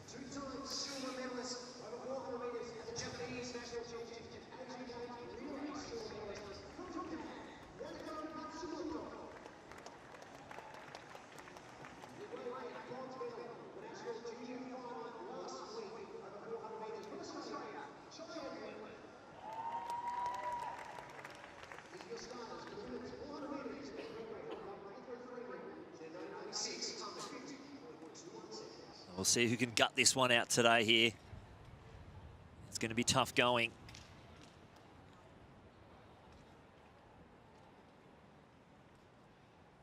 So from the inside, it's Craker, Carly, Elliott, Thornton, Matsumoto, and Anglin.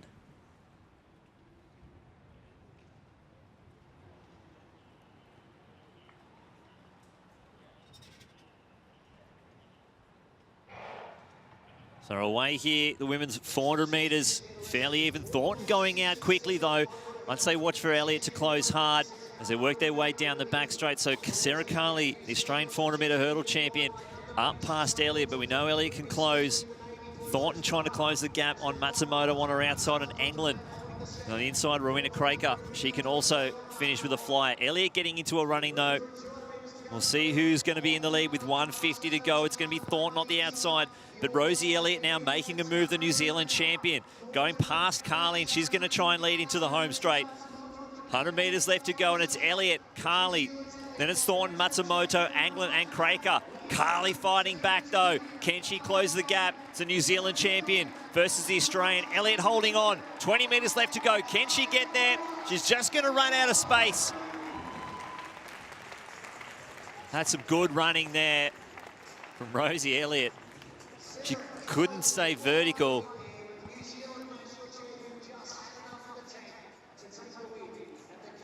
And that's a massive run there from Elliott. That's going to be a big personal best for Sarah Carley as well.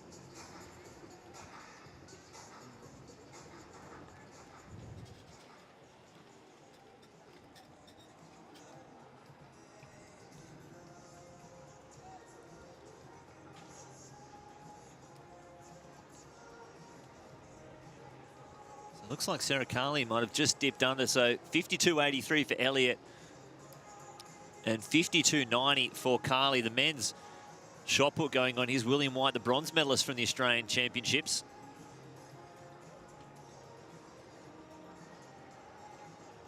It's up near the 70-metre mark.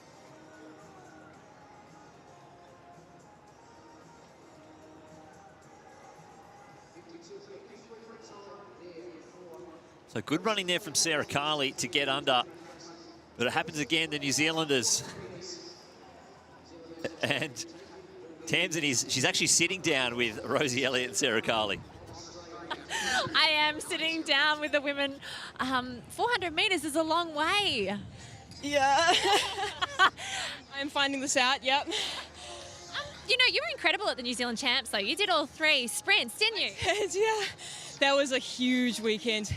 The 400 luckily went to straight finals, so that was a huge blessing. But yeah, that was exhausting. That was an exhausting weekend. Well, you know, you're an incredible athlete for New Zealand. You've also jumped 170 for the high jump this season. Like, where does your future lie? That's a great question. I'm definitely looking towards the 400 at the moment. But it may well be in the future somewhere. Not sure how far down the road it'll be, but we'll see. Love it. And the New Zealand sprint swimming team has been pretty good this season. They're absolutely phenomenal, so strong. The relays, 4x1, 4x4, both of them are just looking so promising, yeah. So it's really exciting to have the opportunity to be a part of both of them. I love it. They are looking brilliant. As I come in between you, I'll let you recover for a bit, Rosie. Now, Sarah, you've had a great last week, haven't you? Yeah, raced last week at the Australian titles and decided to throw my hat in the ring for a 4 flat today. So I think I went under 53, so that's a half a second P, or 0.3 of a PB, so that's really exciting, yeah. It's hard to do maths after a 400, isn't it? I know. My brain's a bit mushy. The race at National Champs last week, you know, where you hugged your training partner, Brodie, that's like one of the visions of those championships. It was pretty incredible, wasn't it, to share that moment with your training partner? Yeah, of course. Like, we run side by side. We're there together when we're, like, bent over, dying every week. So to both do well at the same championships, like, you have to take that opportunity because it's not often that you both run well and you can both celebrate together. Now, your outlook after last year, you know, having the highs of qualifying for the Olympics, but also the lows of that horrific gym accident. Looking forward to the World Champs and the Commonwealth Games. Where are you looking? Definitely World Champs and Com Games, but I'm just happy to be running. I missed so much, missed 2020 like everyone, 2021, and I'm just happy to be here and, you know, be away with everyone. It just reminds me how much I love it. Well, we love having you back. Well done, ladies. That was a fabulous run. Good job. Thank you. Well, as Mackenzie Little walks out to get her throw, we did catch up with Mackenzie Little earlier this week on the build-up to the Brisbane Track Classic. Hi, my name's Mackenzie Little. I'm a javelin thrower and my coach is Angus McIntyre. If I wasn't a javelin thrower, I would probably want to do 400 hurdles. I loved hurdles and I think it's so much easier running over those than doing the flat. And I just think they're the coolest people. So I had the most phenomenal Olympic experience. I am so grateful for everything that happened. I wouldn't change a thing. I was part of this incredible group of 3 Australians in the final there's nothing like that. And I knew I was in a good spot. I went in really confident thanks to my coach and my training group. We were just in such a good space. And so even though my family wasn't there and Angus couldn't be there, we managed to pull it off. And yeah, it was just exhilarating the whole time. That was a handy throw there from Little as well. The next event on the track will be the men's 400 metres. It's a full field here. Timothy Sankey coming out of 2. Jamie Smith in 3. Alex Beck, Queenslander in 4. The national champion. It's Cruz Hogan. Lets one rip there. Sorry, not Cruz Hogan. Then Kaito Kawabata in 5. Callum Rawson in 6. Nicholas Donaldson in 7. Daniel Blest in 8. And Zong Yang Tan in lane 9. We've just seen some fast 400 metres here. So I reckon they're going to be exciting.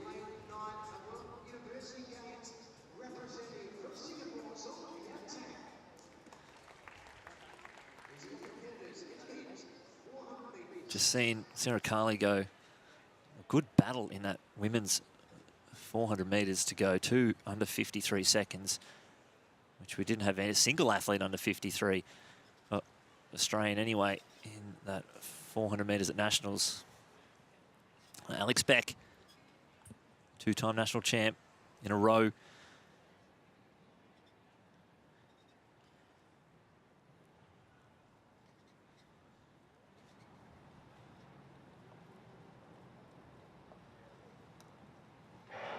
So Sankey, Smith, Beck, Kawabata, Rawson, and Donaldson, Blest, and Yang Tan. Fairly even as they go down the back straight. Beck trying to get to the gap of Kawabata from Japan. And he's put a bit of a gap back to Jamie Smith. On the outside, Blest, Yang Tan, Donaldson. Watch for Rawson to come home strong, though, the bronze medalist from the Australian Championships. But through the first 200 metres, it is Alex Beck, your reigning national champion. Donaldson making a move on the outside with 150 metres left to go. Kawabata coming back into the picture. But Alex Beck, this is a fast 300 metres. Kawabata now coming up onto his outside. Here comes Rawson up past Donald and Smith. It's a great battle with 50 metres left to go. Kawabata finds himself in the lead. Beck's not letting it get too far ahead. Beck responds and a big dip on the line. What a battle. We've had back-to-back 400s with fantastic races. I don't know who took it. 47.35. It looks like they might have given it to Kawabata, but Alex Beck, he didn't give up. Kawabata came up past him. And Beck, he found something extra in that last 20 metres. I don't know where he got it from. And Beck gets second, 46.38. Look at that. The experience of Beck just to get over the top. Didn't have enough. Kawabata takes it. So the 2 winners have both hit the deck in this 400 metres, Kawabata and Rosie Ellen, but what an effort there. Kawabata opening up his account.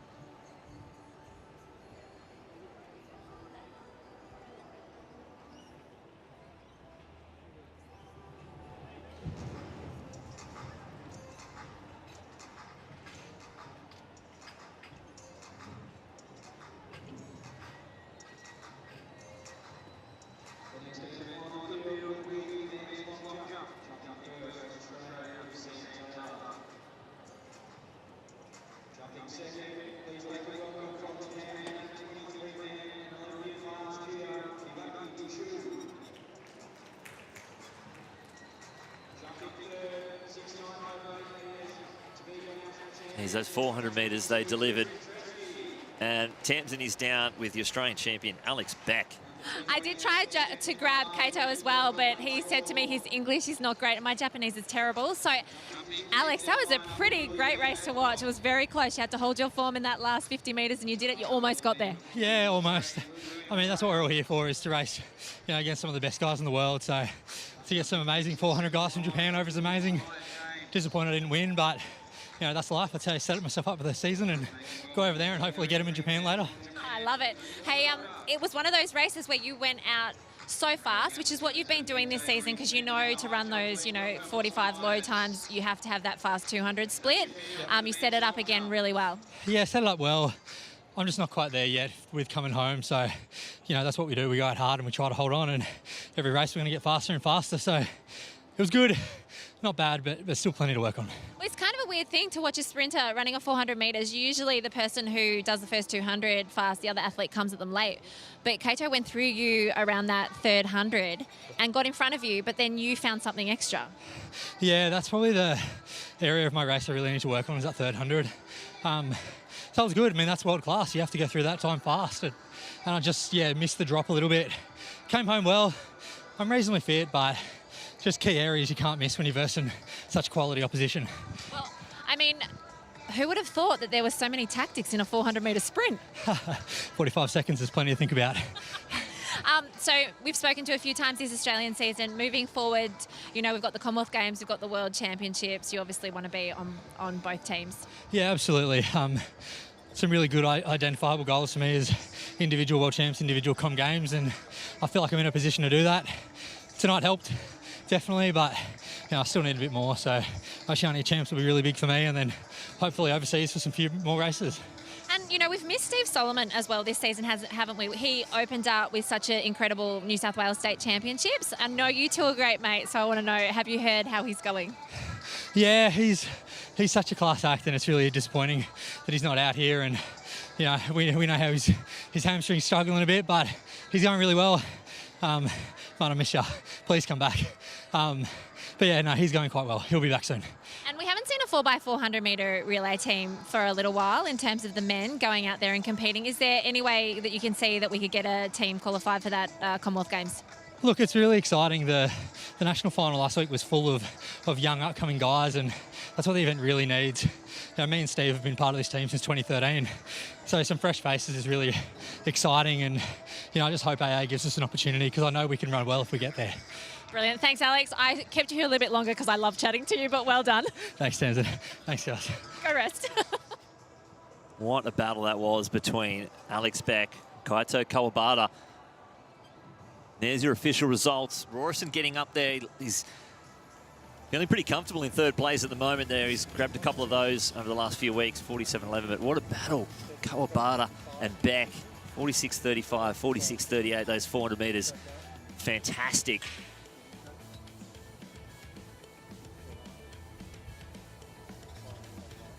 And the men's long jump competition, it's due to go in about 3 minutes' time. 10 athletes in the field.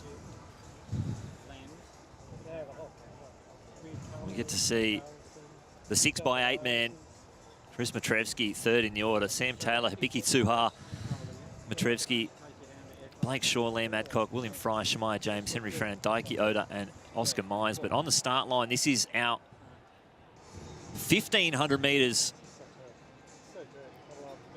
And a good field lined up here. Jordan Tyler goes in position 1. Kane Shields in 2. Will Lewis in 3. Peyton Craig in 4. The junior champion. Callum Davies, the bronze medalist from Nationals, in 5. Matthew Clark in 6. The steeplechase champion. Mick Stanovsek, the John Landy mile champion. Sam Tanner, the New Zealand champ. Jude Thomas, the 3,000 metre champ. Isaac Hayne, Jack Bruce, a medalist in the 5,000. And Jordan McLennan will be taking pace duties here in the 1,500 metres.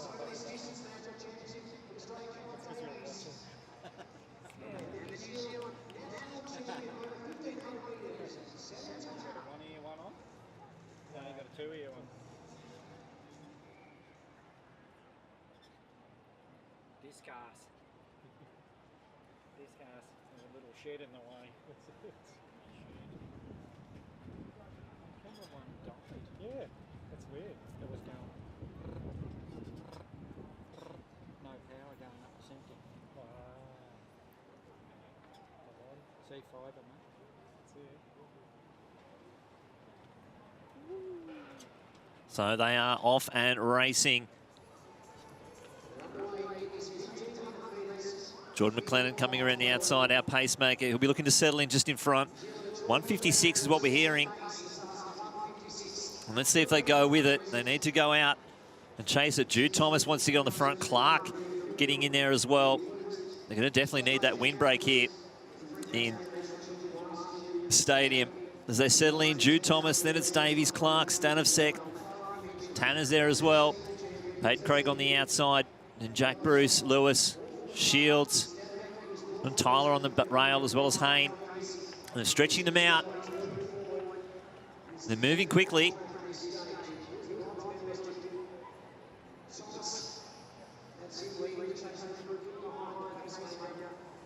It's good to see him stretched out at the moment.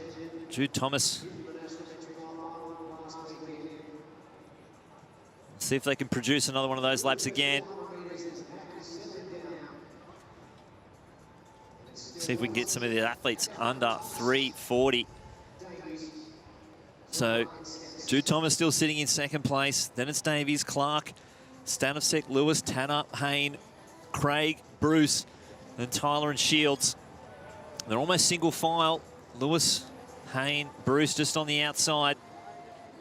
McLennan doing a great job here out in front, breaking the wind for the athletes.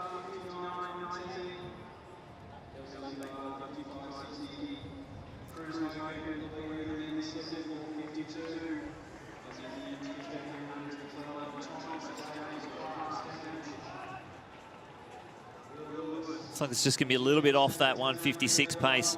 Again, hard work in gusty conditions. You could have a headwind on the back straight and a headwind on the home straight. So McLennan moves out wide. We'll see where the moves come from as it compresses now with the pace off the track. So Thomas leading the way. Then Davies, Stanovsek, Hayne, Clark. Push and shove though. Here comes Hayne around the outside as they start to settle down. Bit of a breakaway group here. So Jude Thomas and then Davies, Stanovsek, Clark, Hayne, Tanner, Lewis and Bruce. It goes back to Craig, Shields and Tyler. Here comes Matt Clark, the steeplechase champ. A big push here with 450 metres left to go. What can they do on this last lap here? So Clark hits the bell. About 2:45 on the clock. What have they got left in the legs? He's stretching this field out. Matt Clark, the steeplechase champion. Callum Davies, the bronze medalist from the 1500. Sam Tanner now making a move up into fourth place. Haynes trying to go with him, but here comes the Kiwi. Tanner up past the 3,000 metre champion of Australia, Jude Thomas. So Tanner goes up into, well, I'll say third, but he's up into second now. He's up onto the shoulder of Callum Davies. Davies, he can't find a gap there, so Tanner shoots out into the lead.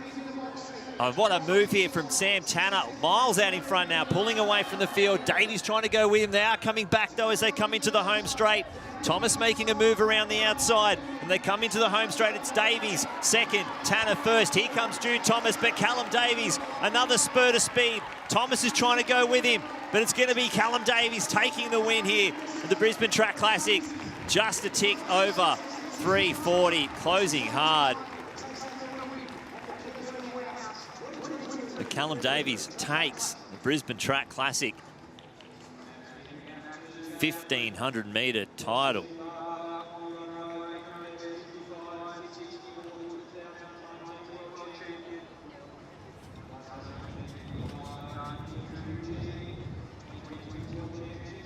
What a finish there from Davies. Look at the relaxation on the face. Tanner, I thought he was going to take it away with 150 metres left to go. But Callum Davies had enough. Jude just laughed. He's like, oh, mate, good battle down the home straight. Matt Clark, he took the reins at 4:50 to go. I thought he was going to drag a win out of it. See if they could send a couple of guys under 3:40. But just a tick over the top. That was Davies who took it out. Angelina Tignani there, waiting for her throw.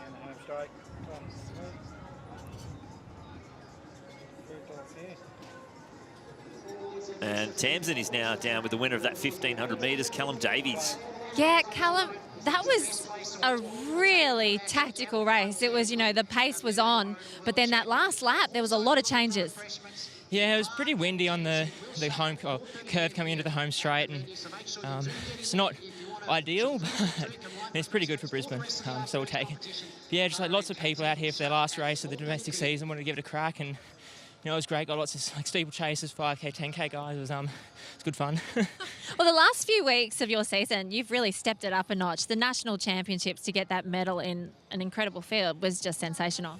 Yeah, thank you very much. I hadn't raced much coming into at the end of this season, so was feeling pretty fresh, and with a change up in coach as well, worked on a few different kinds of things in my training, and that was pretty good, and came in with a lot of confidence and kind of desire to do well. So, yeah. So, middle distance running in our country and the men's is so much depth, isn't there? So if you get on the national podium like you did last week, you've got to think, okay, next step up is starting to make those global championships. Yeah, the 1500 is stacked, unfortunately for me, but it's good for Australia. It's just, I think, coming out and giving it my best, and I don't know, just keep making those steps forward. I've been getting a bit better every season, so I just want to keep that going. Well, you're still so young, 22. Well done. Great season. Good job, Callum. Thank you very much. Thank you. Yeah, there is so much depth. We go straight to the back straight for the women's 1,500 metres. Quick update from the long jump. Mitrevsky has already popped out an 8:03 on his first attempt. There are only 4 jumpers in it. Sam Taylor and Hibiki Suha having fouls. Mitrevsky 8:03 on his first, and Blake Shaw 7:07. But once this race is off and racing, they are down the back straight. So it's Erin Blundell in 1, Bunnage in 2, Clara Dess in 3, Brielle Urbacher in 4, Georgia Griffith in 5, Jayla Hancock-Cameron in 6, Nicola Hogg in 7, Lucinda Rourke, unfortunately not out there today. Then it's Kieran Moore in 9, Claudia Hollingsworth in 10, and Sailor Donnelly. So they're going with the pace. Donnelly stretching out this field. Claudia and Georgia Griffith going with it. So the early pace is on here. Donnelly just on the outside. The youngster doing great work so far. Tough work into this home straight, though. The wind has been up and about, and these girls really going with it. Hancock-Cameron with the back of the group, but Griffith and Hollingsworth right out in front here. Almost as fast as the boys through the first. 46 for that 300 metres, and they are stretching out this field. And let's see what they can do. 4:04.20 is the World Championship qualifying mark. Sarah Jamieson has the meet record of 4:05.18. Go through in about 65, 64. We'll see just how long Donnelly can hold on to this out in front. Hollingsworth and Griffith look very comfortable sitting just behind her. And it's a good 25 back to the rest of the field. So the pace is on here. And they are flying around the track. This is some fantastic effort from Donnelly. She looks comfortable out in front. It's hard to catch who's leading that. Looks like Amy Bunnage or Brielle Urbacher might be just in that chase group. But Donnelly comfortable. Claudia Hollingsworth, we saw what she could do, Claudia, in the under-20 race, and we know what Georgia Griffith can do over the 1,500 metres. They might be just a little bit off. They wanted 2:10 through 800 metres, but it's some tough going here.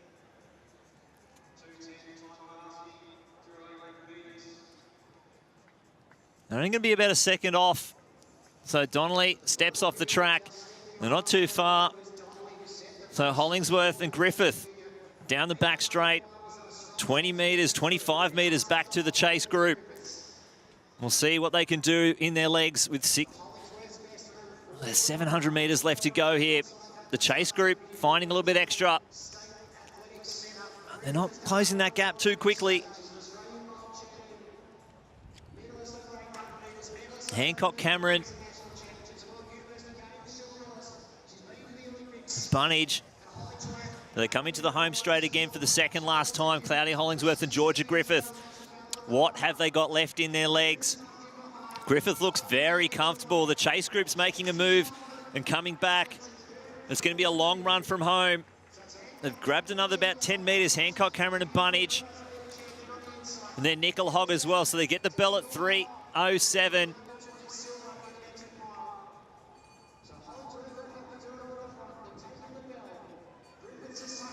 Hancock-Cameron closing that gap. Was the early pace a little bit too much? What else do they have left in their legs? Hollingsworth, Griffith, Hancock-Cameron, Bunnage and Hogg. Griffith goes out wide. onto the shoulder of Claudia Hollingsworth. The wind whipping around the stadium here. Queensland Sport and Athletics Centre. So 200 metres, Hollingsworth not letting it get right out in the front though. And they're opening back the gap up to Hancock Cameron. So Hollingsworth and Griffith, 1-2, 150 metres left to go. It's going to be another fantastic battle as they come into the home straight. The youngster with the lead. Griffith comes out wide. They're going to go toe-to-toe down the home straight. Griffith on the outside, Hollingsworth on the inside. Griffith with the slight lead. Hollingsworth not letting it get too far ahead, but Griffith pulling away. 20 metres, 10 metres left to go. And it's a great run there from Georgia Griffith. Tough running in testing conditions. And you can see, put it all on the line there. Griffith just having the easier stride down the home straight. It's some great running there for Claudia Hollingsworth, doing tough work for such a young athlete. It's not ideal conditions out there for distance running. You can see the grit on both of the athletes' faces, powering down the finish line. Georgia Griffith takes out the 1,500 metre title here for the Brisbane Track Classic. You can tell how tough the conditions are in the first round of long jump, only 4 legal jumps. So not easy going. Matrevsky 8:03, Liam Adcock 7:45, Shemaya James 7:21, and Blake Shaw 7:07. Michael Kritikos just gets one out, but a little bit flat there, Kritikos. And Tamsin is down with 1 and 2 from that race, Georgia Griffith and Claudia Hollingsworth. Well, I had to grab both because it was just a great race to watch. Firstly, Claudia, it was pretty windy out there. When Sailor dropped out, you had to do most of the work. Yeah, I felt the wind like as soon as she dropped out, especially coming down straight, but it was a really good race. I'm glad that was part of it. Georgia, you just sat in there, and then that last 100-metre kick, you really had to work hard to get past her. Oh, it was so gutsy by Claudia, like going out, and it is a bit tough with the wind. I just wanted to be patient in the third lap and really go for it in the last 300, 100. And it's nice to have. Sometimes you don't always have enough at the end, but it was nice to just be able to feel like I can surge a bit. Great, yeah. So good being able to like run with Claudia, yeah. It's one of those things where, you know, the competition brings out the best in the both of you, but both of you wanted a fast time today. You set the pace, and even though it was really windy, you still attacked it. Yeah, definitely, and this, you know, it presents such a good opportunity for us to, you know, try hard and go fast, and having Georgia in the race to push each other was a really great experience. Well, 2 Victorians, and Georgia, you know, people probably look at you being the mature athlete, which you are when you're standing next to Claudia, but 1,500 is still one of those events where you're still getting to know it, aren't you? Yeah, every other year I would have said 800, that's my favorite event, but I'm doing like going to try and do more 15s this year, and I'm really looking forward to getting more practice and experience with it, because yeah, I am liking it a bit more. Well, moving forwards, like, you know, you've got the World Juniors this season. Is that where your focus will lie, Claudia? Yeah, definitely. I think so. Go have a break now and just reset for World Juniors. But I'm really excited. That whole journey to World Juniors will be really fun with the camp and things, and getting to know other people in my age group will be really fun. So looking forward to it. Love it. And Georgia, what about for you? You're going to focus on that 1,500 for the World Champs? Yeah, it's going to be pretty tough. Like, there are some amazing 1,500 runners, but yeah, I'll still try and race some 8s as well, but definitely the 15 is my focus. So yeah, hoping to head over to Europe soon and hopefully run a bit quicker. Yeah. Well done this afternoon. Great race, ladies, and also good luck for the World Juniors and for those World Champs and Commonwealth Games. Thank you. Bye. Thanks, Tamsin. What a fantastic battle there. Here's your official results. 4:10.33 for Griffith, 4:10.61 for Claudia Hollingsworth. Honestly, really tough running out there for all the athletes involved. Like Claudia said, as soon as Sailor stepped off the track, as soon as the pace stepped off, bang, the wind, it just hit them down that home straight.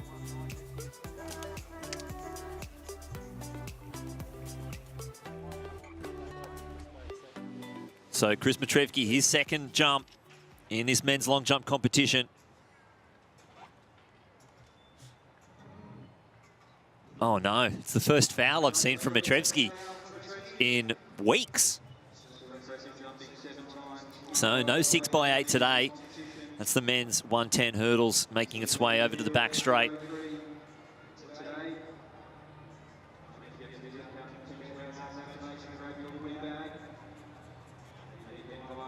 It's a very handy field. We actually see Cedric Dubler go into this event.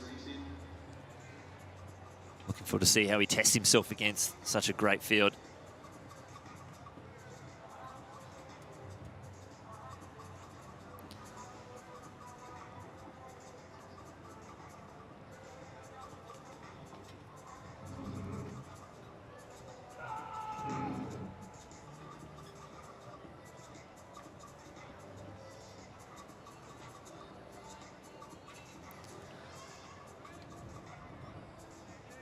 So on screen, there's your start list for this hurdle race. Jacob McQuarrie in 3, Nicholas Andrews in 4, Nicholas Huff in 5, Shuhei Ishikawa in 6, Christopher Douglas in 7, Sam Herwood in 8, Cedric Dubler in 9, and Chen Jiang Singapore in lane 10. It's going to be a great battle down the back straight. We saw how close that race was at the National Championships.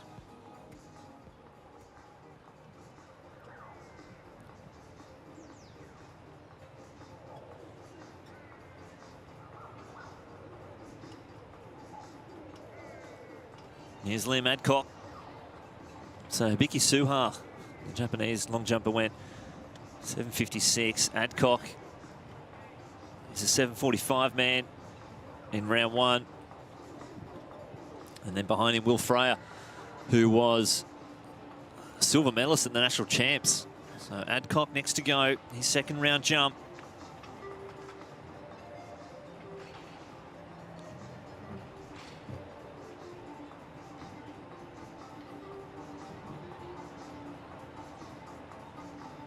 It'll be mid to high 7s there.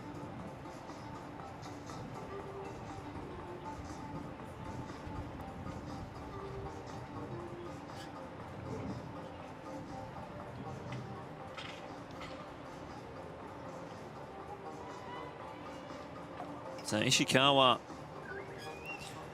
you'll see go in the centre lanes in this race. He was at the World Indoor Championships, so we have 3 of our athletes from the World Indoors.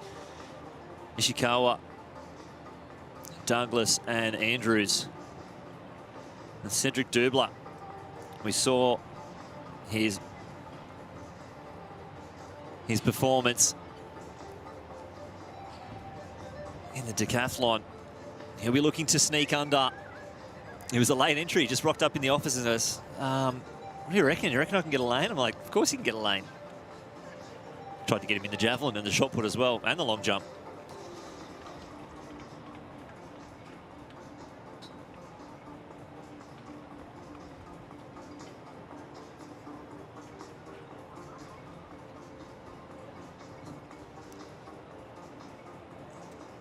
So we're working off 3, if you haven't noticed already, 3 different finish lines here at the Queensland Track Classic.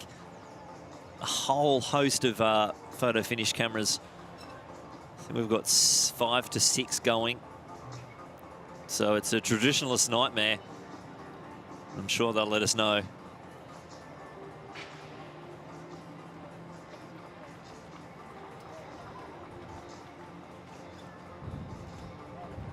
Here goes Shemaiah James.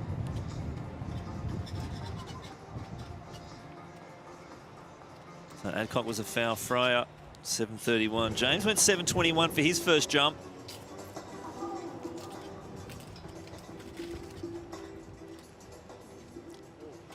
Now it's tough with the back straight. It's a long walk around this stadium. If we told everyone in the crowd to go on the back straight, it would take them 10 minutes to get there and then 10 minutes to get the back. But it's actually sitting in the main stand as Kelsey Lee Barber gets ready to throw. It's actually a pretty good view from here. There's Kelsey Lee Barber. In one rep, just pulling down on it a touch.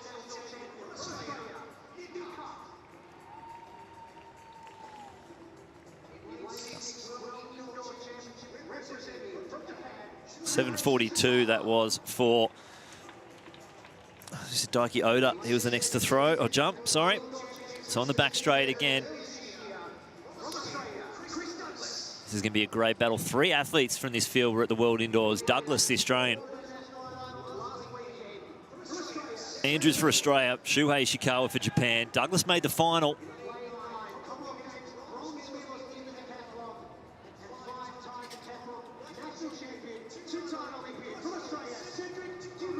There's Mackenzie Little letting another one rip. Oh, that's up near the over the 60-metre mark.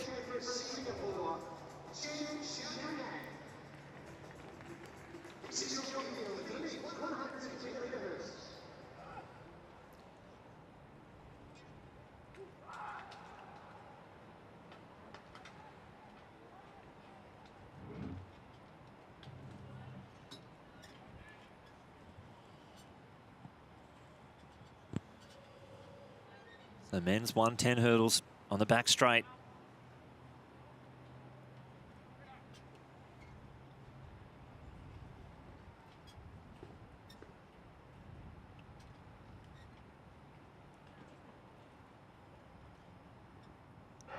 And they're away.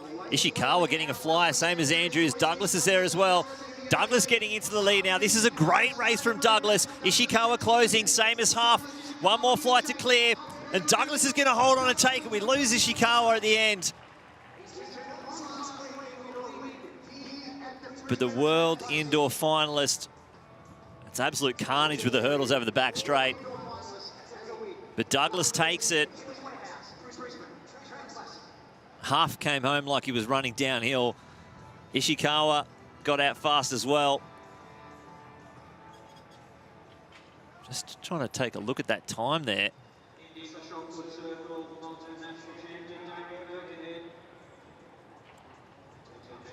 I think that might have been a 13:65 for Douglas. And look at him get out. Making the transition back down from 400 hurdles to 110. Here comes Huff, though. He's so strong at the end. And just stumbling, Ishikawa holds on for third, but what a performance. So 65 and 68.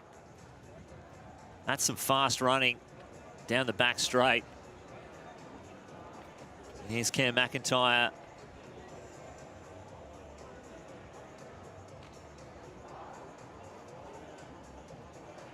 The national champion in the Jav gets really high. And Tamsin is over on the back straight with Chris Douglas. I am now, Chris, over the jet lag, because you did fly in pretty late for those national championships. Yeah, I arrived on the Wednesday, ran on the Saturday. I don't think I was fully ready, but I felt a lot better today and it showed off. You just said to me that the last 3 hurdles, you know, like at indoors you were training for the 60-metre hurdles and you've had to add a few more in, but you're fit. You used to be a 400 hurdler. Yeah, that's true, but I mean, I've only had 2 workouts past 5 hurdles this year, so 10, 8, 9, and 10 especially, I can feel the legs slowing down. But, you know, as the season goes on, hopefully we'll get in shape and run closer to that outdoor qualifier. Well, as a junior, you dual did both the hurdles, the 400 hurdles and the 110s. Moving forward, is 110 where your future lies? I think I'm still going to do both this year, just to give myself the best chance for, you know, getting a qualifier. But yeah, I'll just talk to my coach and see, you know, when am I going to run which ones, and because usually at a meet it's kind of hard to do both, depending on the schedule. So we'll plan it out. We'll figure it out. I love that. You know, the depth in the men's high hurdles here in Australia is pretty great. You know, we don't know who's going to win. We're sort of sitting there going, and you could have like bets on each of you. Talk to us about that race. It looked like you hit the 9th, and that probably took a little bit of time off. It was still a pretty fast time. Yeah, I think kind of like I said, with the last 3 hurdles being tough, I just think, you know, the legs slow down and I don't clear it as quickly as I do in the first 5. So it's a work in progress, but, you know, it's a good sign if I'm hitting hurdles and still running fast, because there's, you know, we can clean it up and go even faster. And where to from here? Will you go back to the States? Yes, I'm flying back on Monday, and then I think my next meet is actually the Drake Relays at the end of the month. Oh, fantastic. Well, good luck. We hope you get that qualifier. Thank you.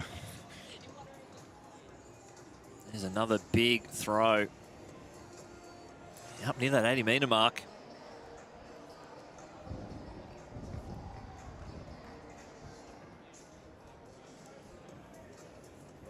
Here's Blake Shaw on the runway.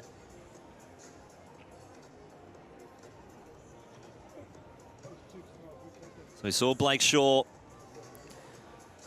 won the under-20s, and then his only legal jump in the final of the open long jump was 7:55, spot on. 13:65 from Douglas actually moves him to 7th all-time, which is a massive effort there for an athlete who plans on doing both. There's Blake Shaw, and we're going to go to a quick ad break and be back with plenty more action at the Brisbane Track Classic. For Oz. The next world champ.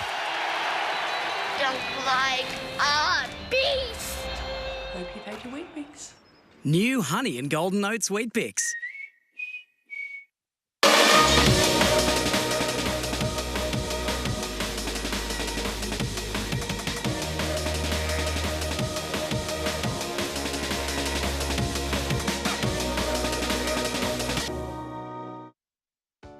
We know it's important to stay hydrated and that 8 glasses of water per day is recommended. Though for many of us, that's easier said than done.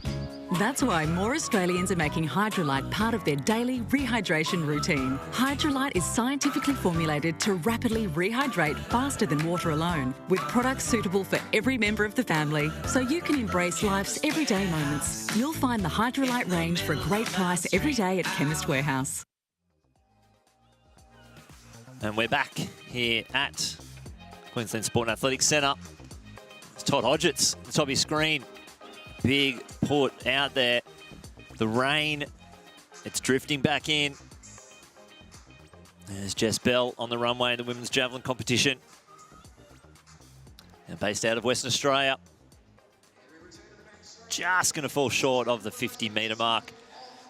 And on the back straight, there's Kim Crombie as well. So we've got some of our greatest para-athletes of all time in this shot put competition.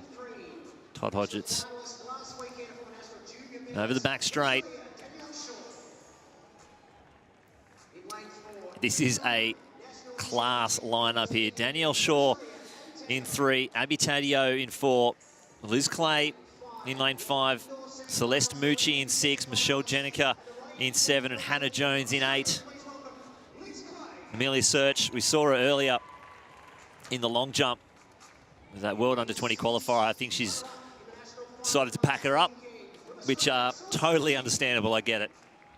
She's a long jumper now, but this is a class field here. We've just seen Chris Douglas go 13:65 down the back straight.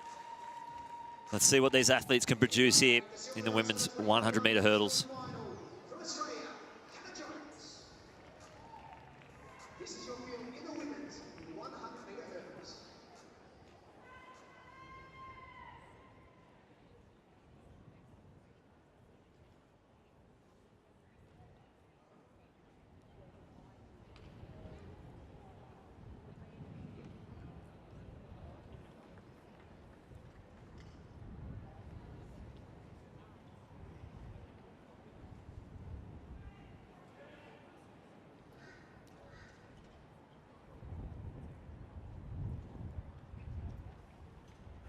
So they're away. Mucci gets a good start, so is Jenica, but here comes Clay. 3 hurdles clear, and Jenica's going with her as well. Clay's closing hard. Here comes Mucci in the middle. It's going to be very close on the line. Mucci coming home hard, but Clay holds on to get it.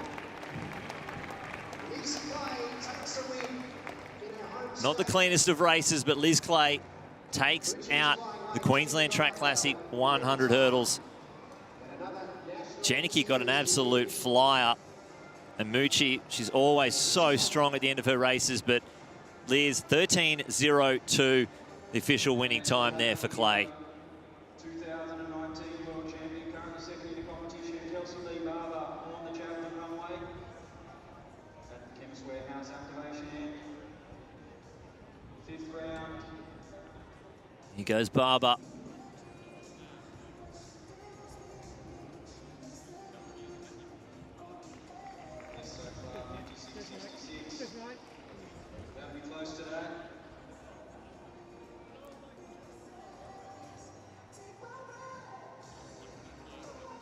And Tamsin is now trackside with the hurdles champion, Liz Clay.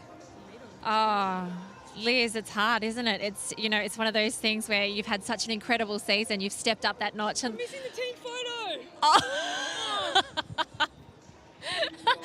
They'll do it again. Don't worry, over our shoulder you can see that there's a team photo with all the women who ran in that race. Just getting a photo, don't worry. They'll wait for you. They'll get another one, I promise. I'll make sure of it. You know, you stepped up a notch as an athlete since that Olympic Games and then the World Indoors. You can tell that you're disappointed as soon as you don't hit under 13. Yeah, I mean, the goal today was just to consolidate what I did last week, and the conditions aren't great. And it's just good to get the win. I say it every time, but these girls are so talented and they challenge me every race. So, yeah, not ideal today, but so much more to come this year. When you step up a notch like you have in terms of being the premier hurdler our country has, you know, you win. It's like, okay, you're meant to win. If you lose, that's the story. Well, today was tough. I mean, I really had to work those last few hurdles to get the win. But, yeah, I mean, it's a nice end to the season to get the win. And, you know, I haven't been beaten in 3 years on Australian turf, so that's cool as well. That's very cool. That is very cool as well. You know, moving forwards, you've got that automatic selection for the World Champs and Commonwealth Games. So where to for you now? So I'm going to go back into some training for a bit. I need to get my outdoor training happening. I need some hard weeks in there so I can, you know, do 3 rounds of 100-metre hurdles and then head over to Europe in June and, yeah, hit it off out there. We'll talk about that race. You know, you have been working on your start because of the World Indoors. That last 4 hurdles, you probably clipped the last one a little bit messy. Yeah. Today was tough. I mean, everyone has the same condition, so I can't really complain about that. But yeah, there's so many things I need to work on, and some things in that race were probably really good, and some were really not great. So just watch it and go back to the drawing board. And I'm actually really looking forward to consolidating my training in these next 2 months because there's so much there. I just need to get the repetitions in and be good at it in a race. Well, you're a tough taskmaster, but we can't wait to see what you do at these World Champs. I think you're going to do something incredible. Good luck. Thank you, Tamsin. Thank you. So there's the official results. 13.02 to Liz Clay, 13.05 for Mucci, 19 for Jenica, then Taddeo 36, Jones 37, Shaw 13.65.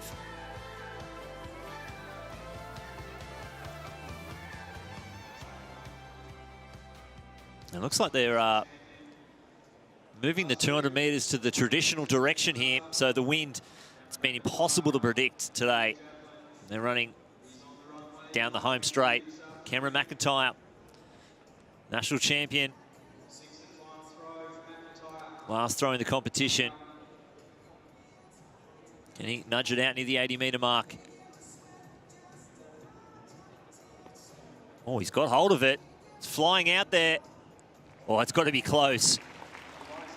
That's got to be close.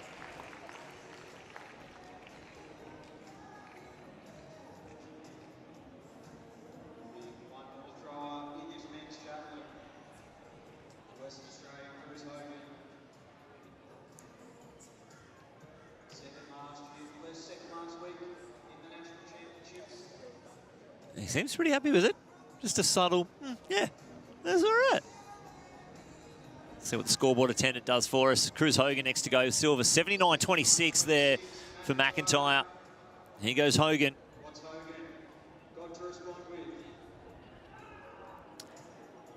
No, not to beat. A little bit too much on that one.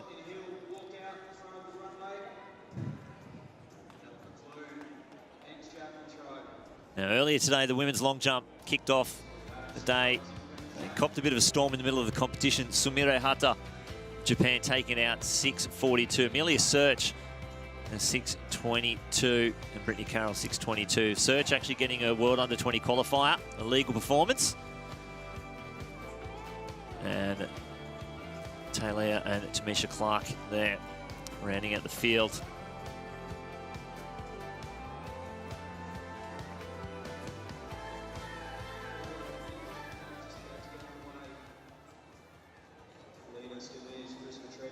There's Mare Gordon. It's going to be just over that 45-metre mark.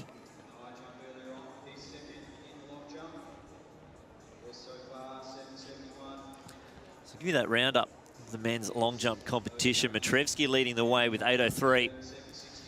That was Will Fryer there on the runway. He's currently in 8th with 7:31.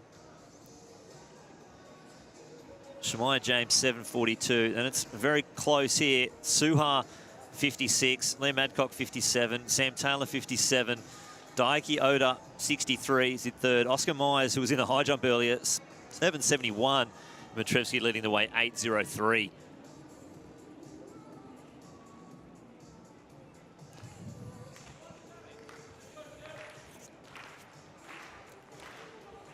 So a bit of crowd support for Shemaya James. In the pointy end of the triple jump at the national champs last week. Plenty of crowd support there. And his home jump.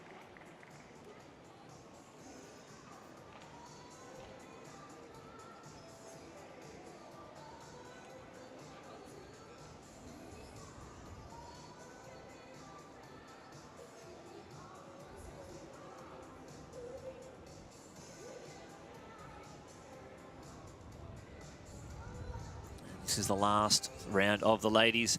Phoebe Marsh, there the Queenslander.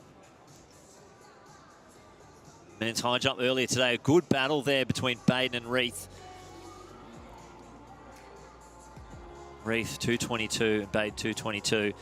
Ryo Sato 2:16. Simi Thompson-Ajayi 2:16 as well. Myers, who's currently second in the long jump. 2:13 for him, coming off a short approach.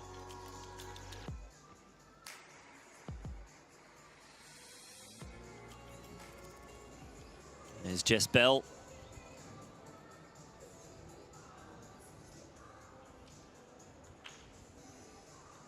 Next events to go on the track, we'll have 4 200-metre races, the A and the B field. So 2 B races, the men's and women's, and then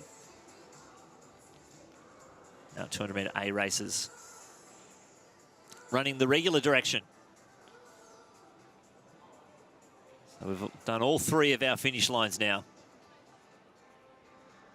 Here's the field for this 200-metre B race. Gabriella Taylor in lane 3, Kelly McAndrew in 4, Stephanie Power in 5, Shanti Pereira 6, Zara Hagan in 7, and Tierney Dunn in lane 8.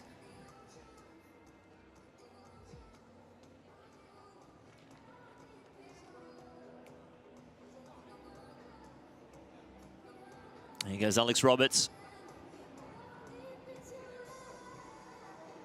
She's going to fall short of 50 metres there.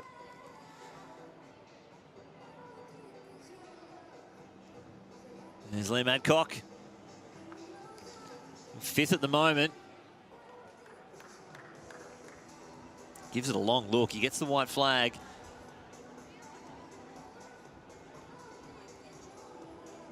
So here's a full field on the backstraight for the women's 200-metre B race. Taylor, McAndrew, Power, Pereira, Hagan, and Dunn.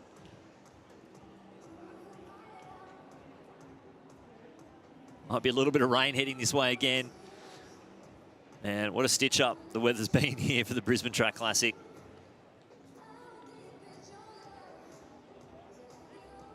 Absolutely perfect weather the last few days.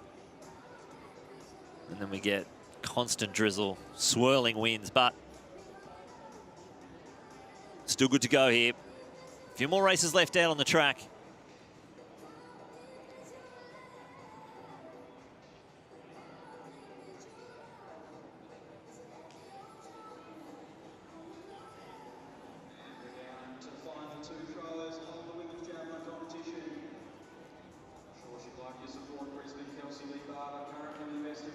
You can see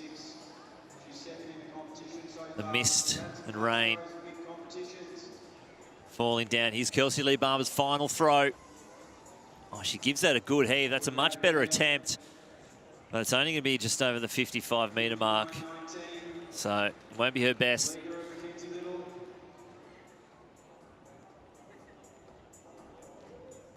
Not to be her comp today, unfortunately. Mackenzie Little takes another win. Let's see what she can produce here. The 2022 national champ, Olympic finalist in 2021. And undefeated this year, Mackenzie Little. Oh, she's let that one rip. It's floating out there. Oh, that was close.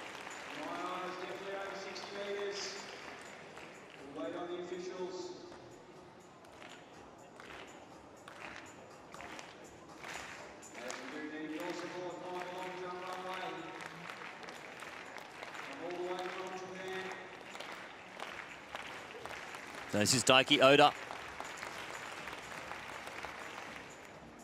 Oh, solid leap from Oda. He's sitting in 4th place at the moment. So Adcock has gone at 7.65 to leap up literally into 3rd place. Oda, 63. 63.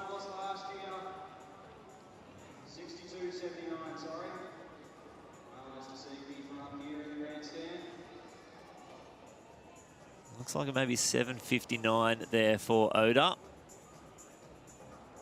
Not sure the issue might be in the long jump. Athlete just, one of the officials just walking up and down the runway.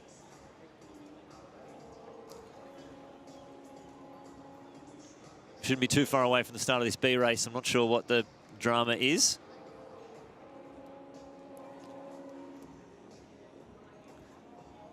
So we may just have a malfunctioning wind gauge.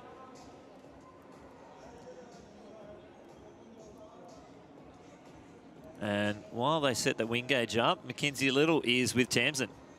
Well, I had to come and grab you straight away because personal best, you're very happy with that. Yeah, that was really, I mean, I'm really excited about how I competed today despite some of the conditions. Yeah, no, I couldn't be happier. Angus is telling me the exact right things. I'm here competing with Cam, like, it couldn't be better. You know, you've had incredible consistency this season. Is that something you've worked on? Yeah, I think definitely last season and even in Tokyo, you could see that my first throw was usually okay, but I just would struggle to get that, I guess, endurance throughout the competition. But we've been working on it, and I think it's paying off. Well, I think it is. You know, personal best on the last throw of the competition. Yeah, I'm very happy with that. Yeah. Okay, you know, that's the sort of throw, you know, that would have made the Olympic final. Your first throw in Tokyo in the qualifying did make the Olympic final. If you replicated that in the final, you would have pushed yourself up even higher. Yeah, I think as you know, you're talking about Tokyo, I want to be there at all the major finals and I want to be throwing like I did today. So I'm just excited that any day I can come out and do my best. Well, we've got the defending world champion, Kelsey Lee Barber. So, you know, she's out here competing. You know that you can compete against her. Your confidence going into these world championships, I know you still don't have that automatic qualifier, which is ridiculous because it's so far.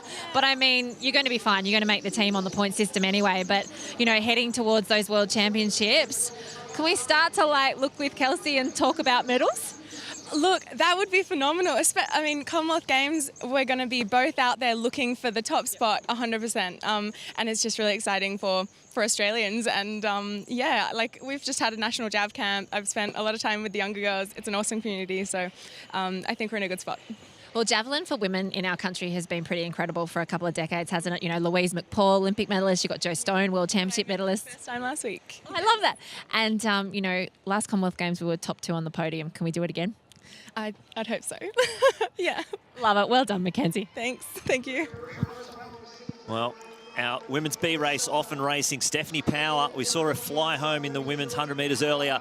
She gets up onto the shoulder. Pereira, done on the outside, having a great run. But it's Stephanie Power, Shanti Pereira from Singapore, closing hard on the outside, as well as Tinny Dunn, McAndrew, Taylor and Hagan. But it's going to be Power to take the win here. 24-37.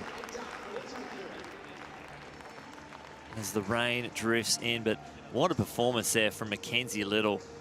Outstanding throwing there on the last throw as well.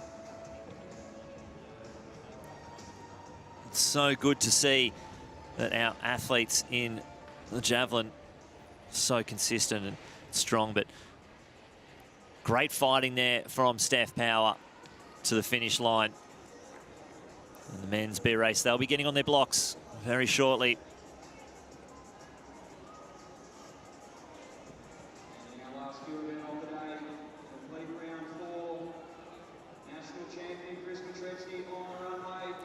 So here's Chris Matrevsky.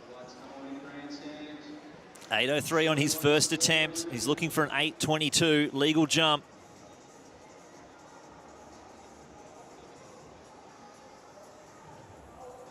Oh, that's big. He's put it out there. It's going to be another 8-metre jump. We actually caught up with Chris Matrevsky after his 8:26 wind-assisted national championship. Hi, I'm Chris Matrevsky. I'm a long jumper and my coach is John Bowes. At the Nationals last weekend, I won and got a legal PB of 8:21. I also managed to get over 8 metres on all of them, and the furthest was a wind-assisted 8:26. Well, my coach John Bowes told me that Gary Honey had done it before, and a few days later, Gary sent me a text message saying, "Welcome to the club." I guess originally this season it was just try to qualify, and I still haven't done that yet, but I guess after that 8:26, seeing how much room there was, it definitely, makes you think maybe there's more there, maybe I should be pushing a bit further. So I guess, finals not out of the question. I know when Gary texted me the other day, I said, hopefully more to come, and he's like, yep, a medal. And I was like, yeah, nothing's impossible. 8:26 would have medaled at the Olympics, so why not, I guess. I like that little text message from Gary Honey. Silver medalist from the Olympics. Welcome to the club. It's not a bad club to be in. 8:06 that jump from Matrevsky was in the 4th round. We have on the start line our B race for the men. It'll be a smaller field. A few of them have been elevated up into the A race. And it looks like we have Ash Wong, Jagger Pybus, Alex Hartman, Lachlan Kennedy, and Nicholas Andrews on the outside. So I think we've seen Connor Bond and Jacob Despard be elevated into the A race. So there's a few scratchings in that A race. So we just have those athletes elevated up from the B to the A. And this will be a great battle here. Excited to see what Nick Andrews can do after his hurdles.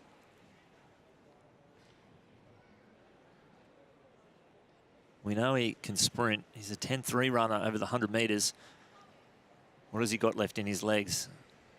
More importantly, what can he produce after a hurdles race?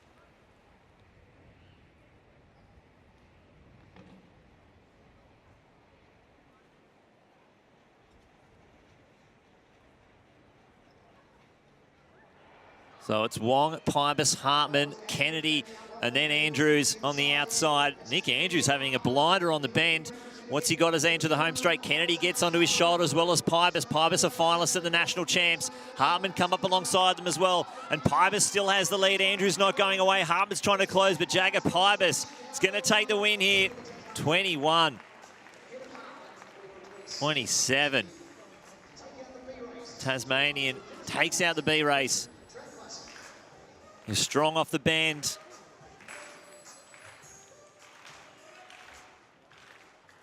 And here comes Liam Adcock, sitting in 3rd place at the moment.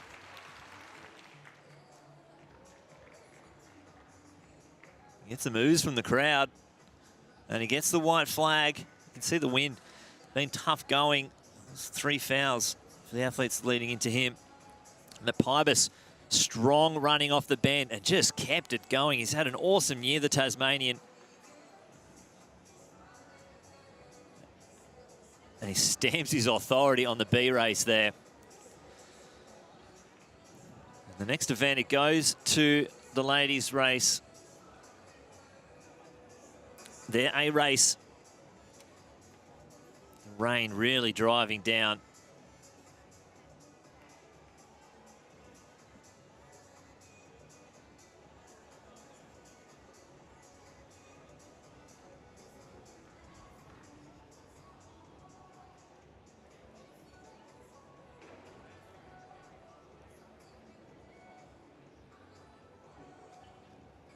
There goes Sam Taylor. Oh, plenty of speed. That's a big leap. He gets the white flag. So 7:61 for Adcock. Taylor's gone 7:57, but I reckon that's going to improve on it. He was in the 100 metres earlier today in one of our earlier events.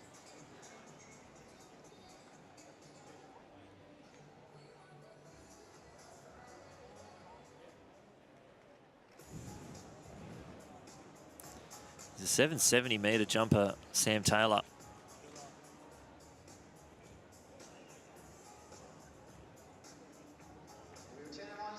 $778.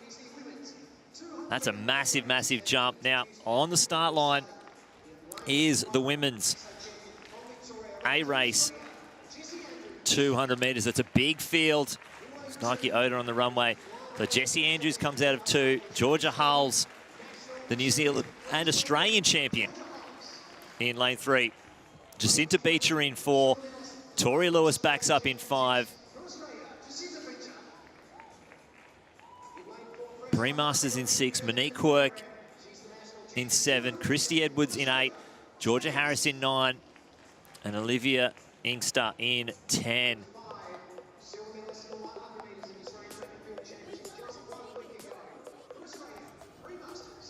Looks like they might have all brought them around in a lane.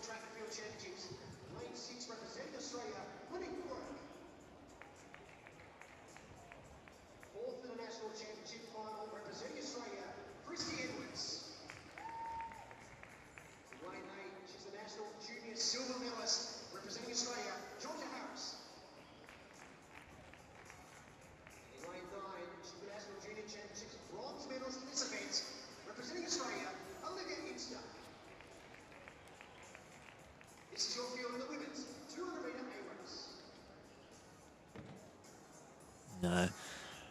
The red flag goes up for Matrevsky. So the women's 200 metres behind their blocks.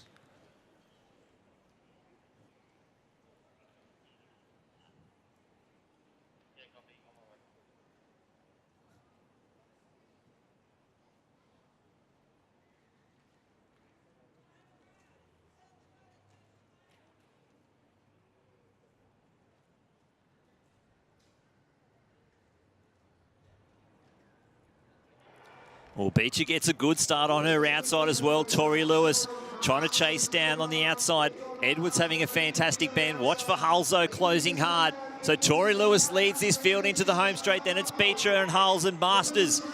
Tori Lewis having a fantastic run here. Here comes Hulls. But Tori Lewis streaking away from the field here. And Tori Lewis is going to take the win. 23-2-0. A fantastic run there from the youngster. She goes back-to-back. Wins 100, wins the 200.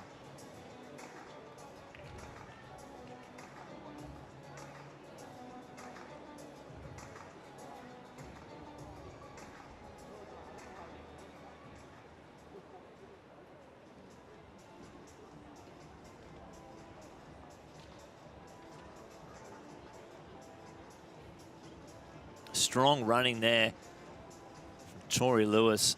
Hulls just ran out of real estate towards the end. The youngster takes the win.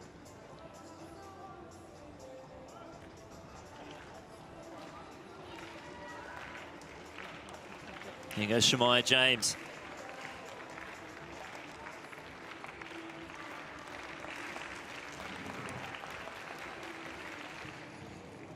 Well, it's a big leap from Shemaya.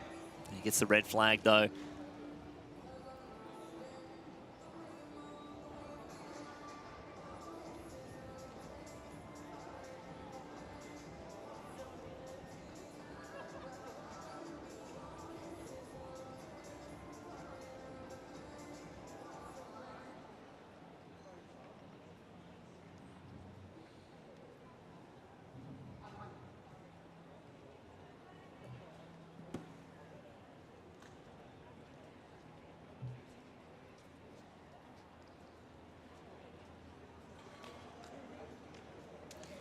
And while the men's get ready for their race, we are with Tamsin and Tori Lewis.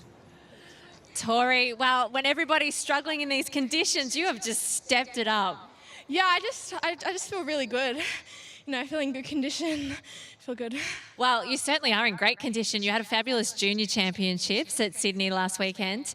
That start, that was pretty fast. Is that what your coach Gerald and you talked about for today's 200? Yeah, definitely. I know I'm strong enough for the back end, so the thing to improve was the first 50, and yeah, I definitely did that. Well, I mean, you've just done the double in the senior against the seniors, so you must be pretty pumped. Yeah, wasn't expecting it at all, really. You know, I wanted to do good, but to win both, it's pretty good. Well, you're pretty close to a personal best then in your 200 metres in these conditions. What can you do on a fast track? 23 flat. Can we talk sub? Yeah, I don't know. Hopefully, that's the goal. Okay, so looking forward to the World Junior Championships in the middle of the year, the 100 metres, 200 metres. What are your goals there? Definitely to make the final in both, and depending on how I am in my form, hopefully medal contention. You're still so young, so it could also be about a lot of experience for you going over there as well, right? Yeah, definitely. That'll be my first international competition, going to countries that are really far away. So experience will definitely be one of the key things I get from that. And what's it like, you know, going to your formal last weekend and then coming out here and running in front of your home crowd? Good. I'd had so much fun at my formal, but then I saw the photos of the girls running at nationals and I was like, I want to do that too. But I'm glad I did the formal because I came back in this week and just ran really well. You did. You ran very, very well. Ladies and gentlemen, Tori Lewis. Thank you. We only get to go to one formal, but there'll be plenty of nationals going around. And there's that massive run there, 23.18. I think it's an equal personal best in tough conditions. Hulls, Masters, Beecher, Edwards, all going sub 24 seconds. And the men's 200 metres, the next to go here. And there's two more races left on the track. The men's and women's 800 metres. But behind their blocks, this is the men's 200 metre A race. We've had a few extra athletes elevated. Connor Bond goes in lane 3. And Josh has a party on the outside with Despard now outside him. In the yellow there, Shota Azuka. He's the 20.1 man. He's already run a 32.3, 300 metres this season. So this will be his debut over the half lap. So Junior Mashta in 1, Connor Bond in 2, Jake Doran 3, Aidan Murphy in 4, Shota Azuka in 5, Caleb Law in 6, Connor Diffie in 7, Josh Azapati in 8, and Jacob Despard in lane 9.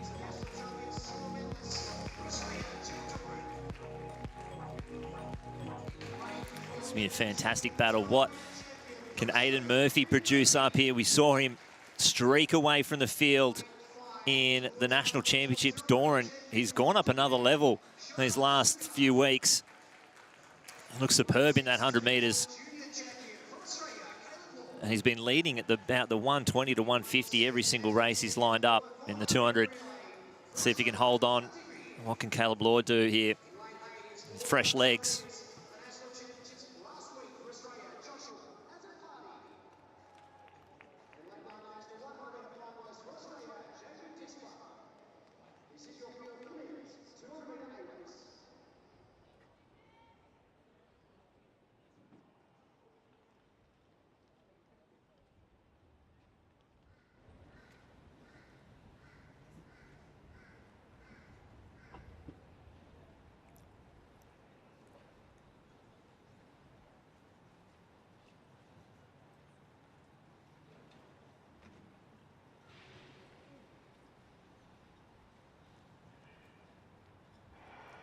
Oh, Azuka gets a flyer out of the blocks.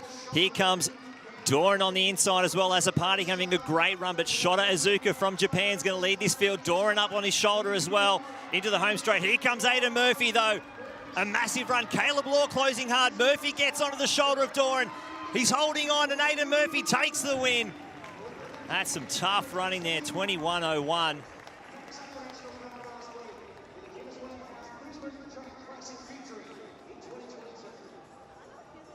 That's a good battle, and Aidan Murphy takes the win in that 200 metres here at the Brisbane Track Classic.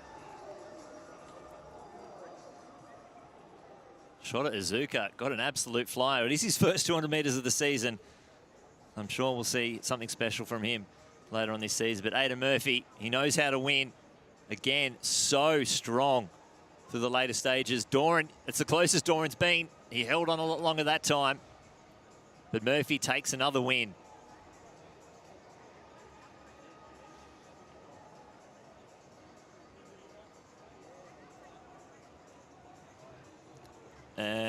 Down trackside, we do have Tamsin with the winner of the 200 metres, Aiden Murphy.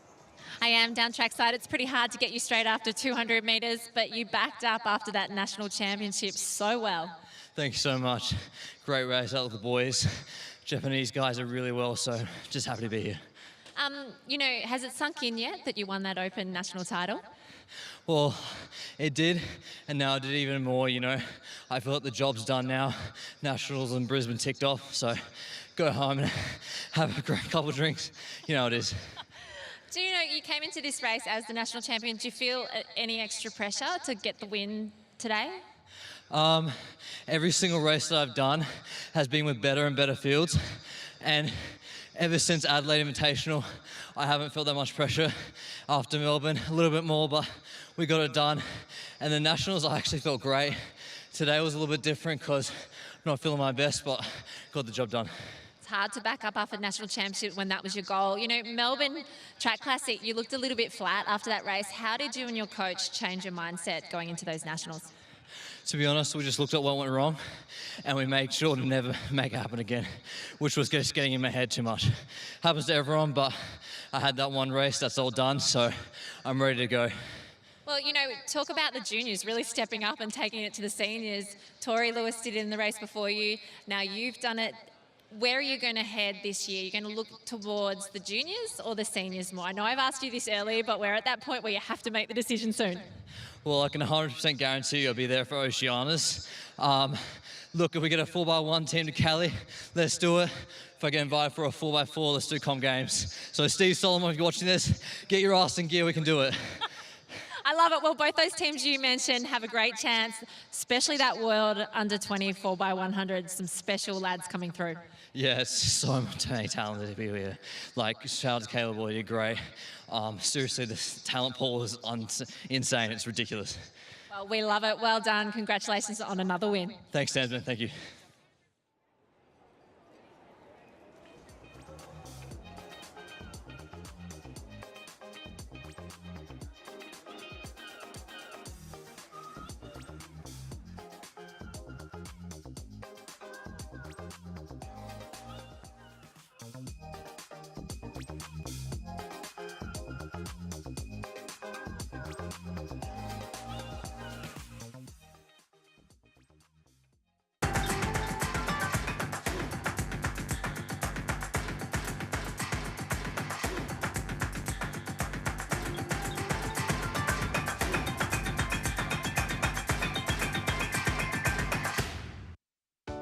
We know it's important to stay hydrated and that 8 glasses of water per day is recommended.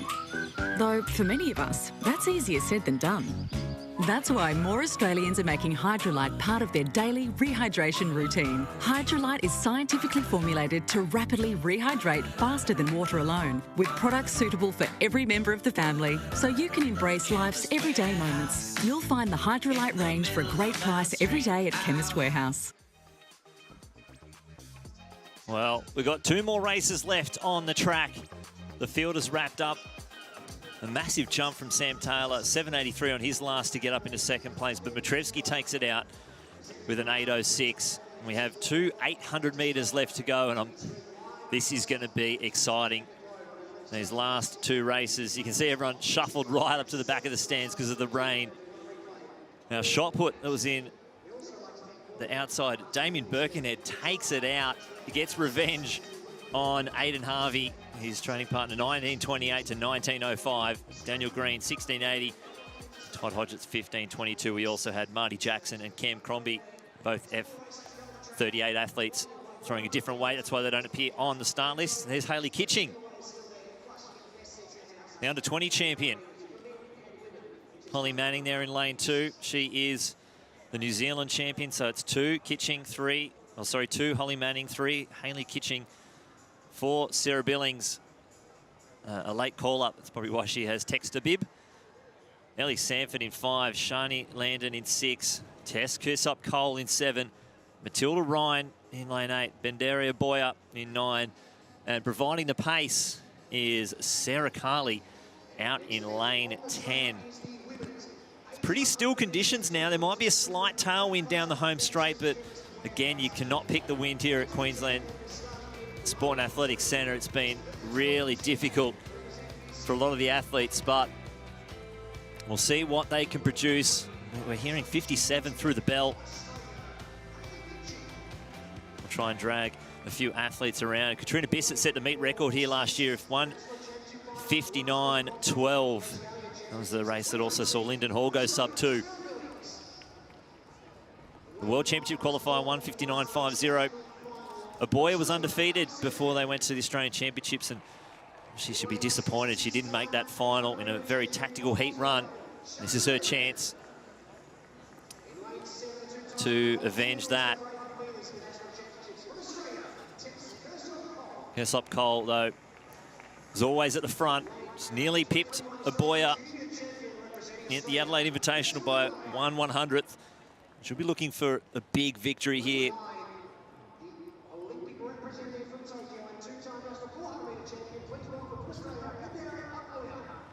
This is Aboya's chance.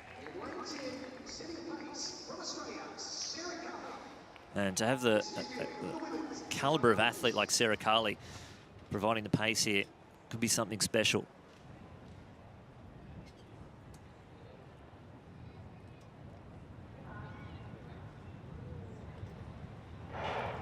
So away, it's Manning, Kitching, Billings, Sanford, Landon, Kirsop, Cole, Ryan, Boyer and Carley.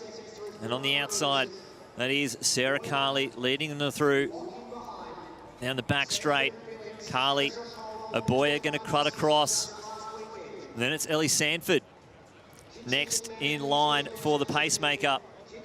But Aboya, she's going out with the pace. Carley goes through about 27 seconds, so it's pretty quick. No one else is going with the pace, though. Sanford, then Ryan, Kirsop Cole. But Carley stretching this field out here. A little bit too quick, I think. Her boy is sort of in a land of her own.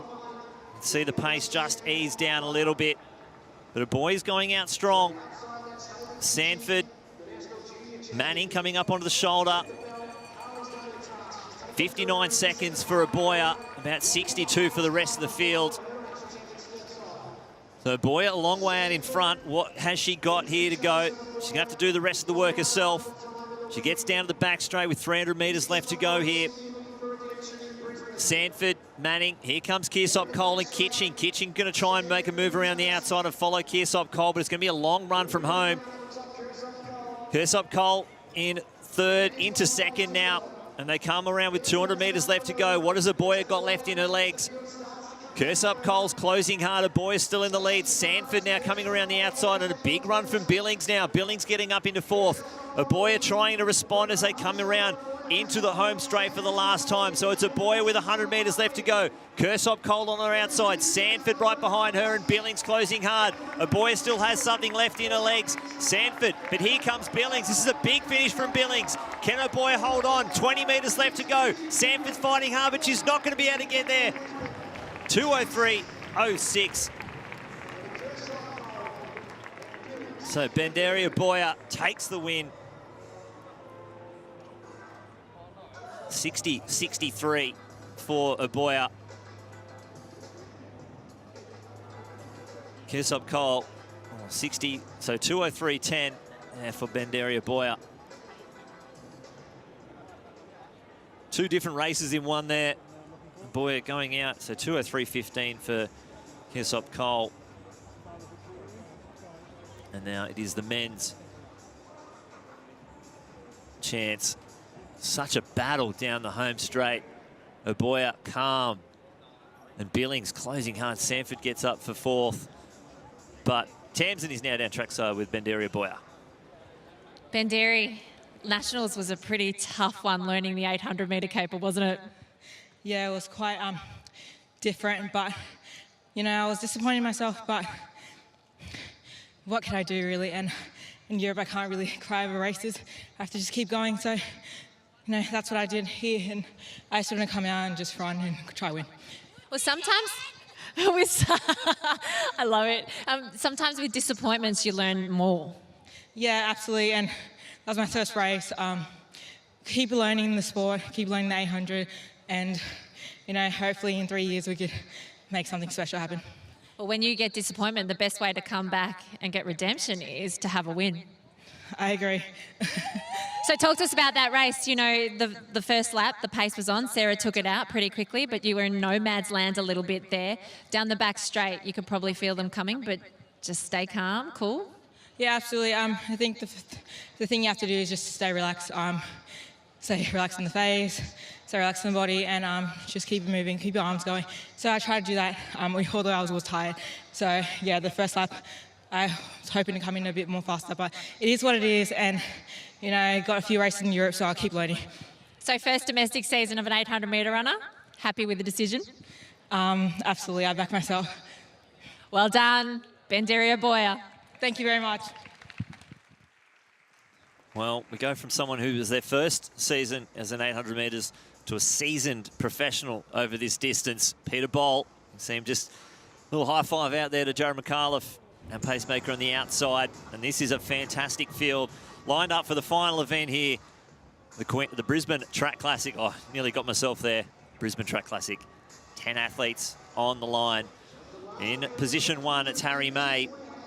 In position 2, thought it was his last race last week, but he's John Farnham just one last time. Jeff Risley goes out of 2. Brad Mathis of New Zealand in 3. Jai Perrott in 4. Charlie Hunter in 5. Guy Learmonth of Great Britain in 6. Charlie Jefferson in 7. James Preston, the New Zealander, in 8.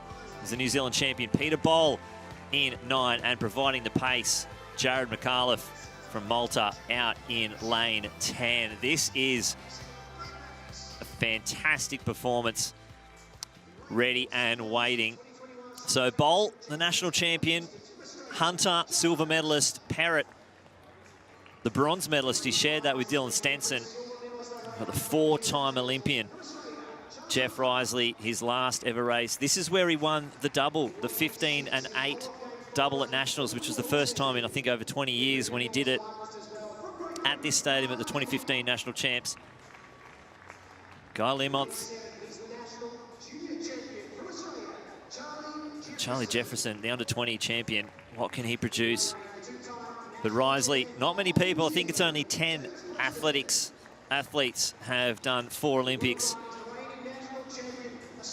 And Jeff Risley is in a select few. And there's a big round of applause for Boll on the outside.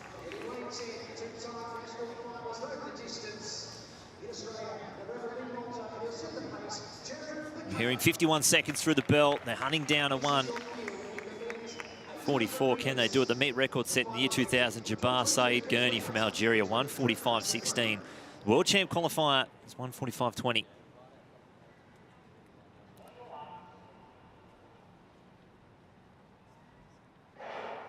So we're away. It's May, Risley, Mathis, Perrott, Hunter, Learmonth, Jefferson, Preston, Boll, and McAuliffe. McAuliffe, he's taking him out quickly.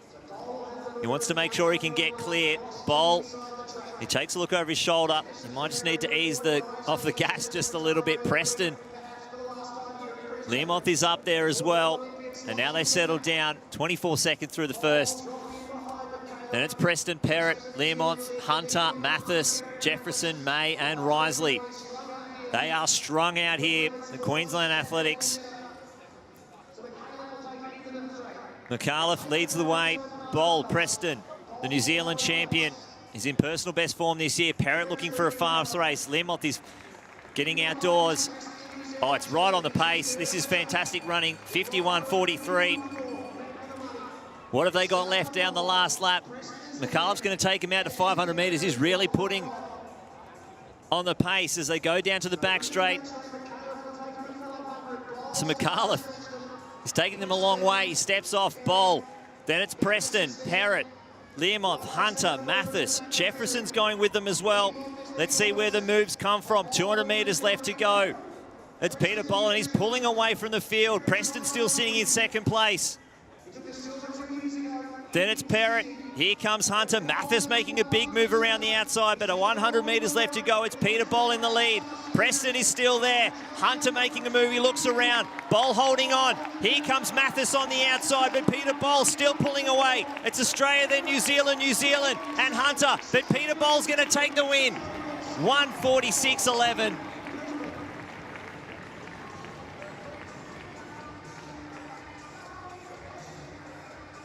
Peter Bol, supreme effort there.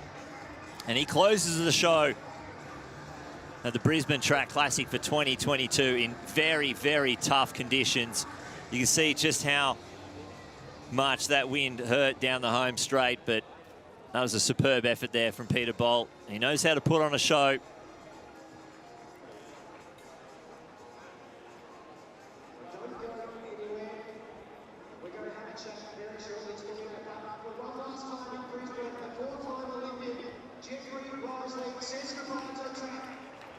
Look at that down the backs, down the home straight. Preston.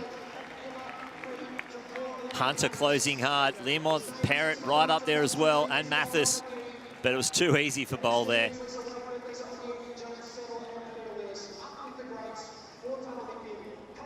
And the last ever race.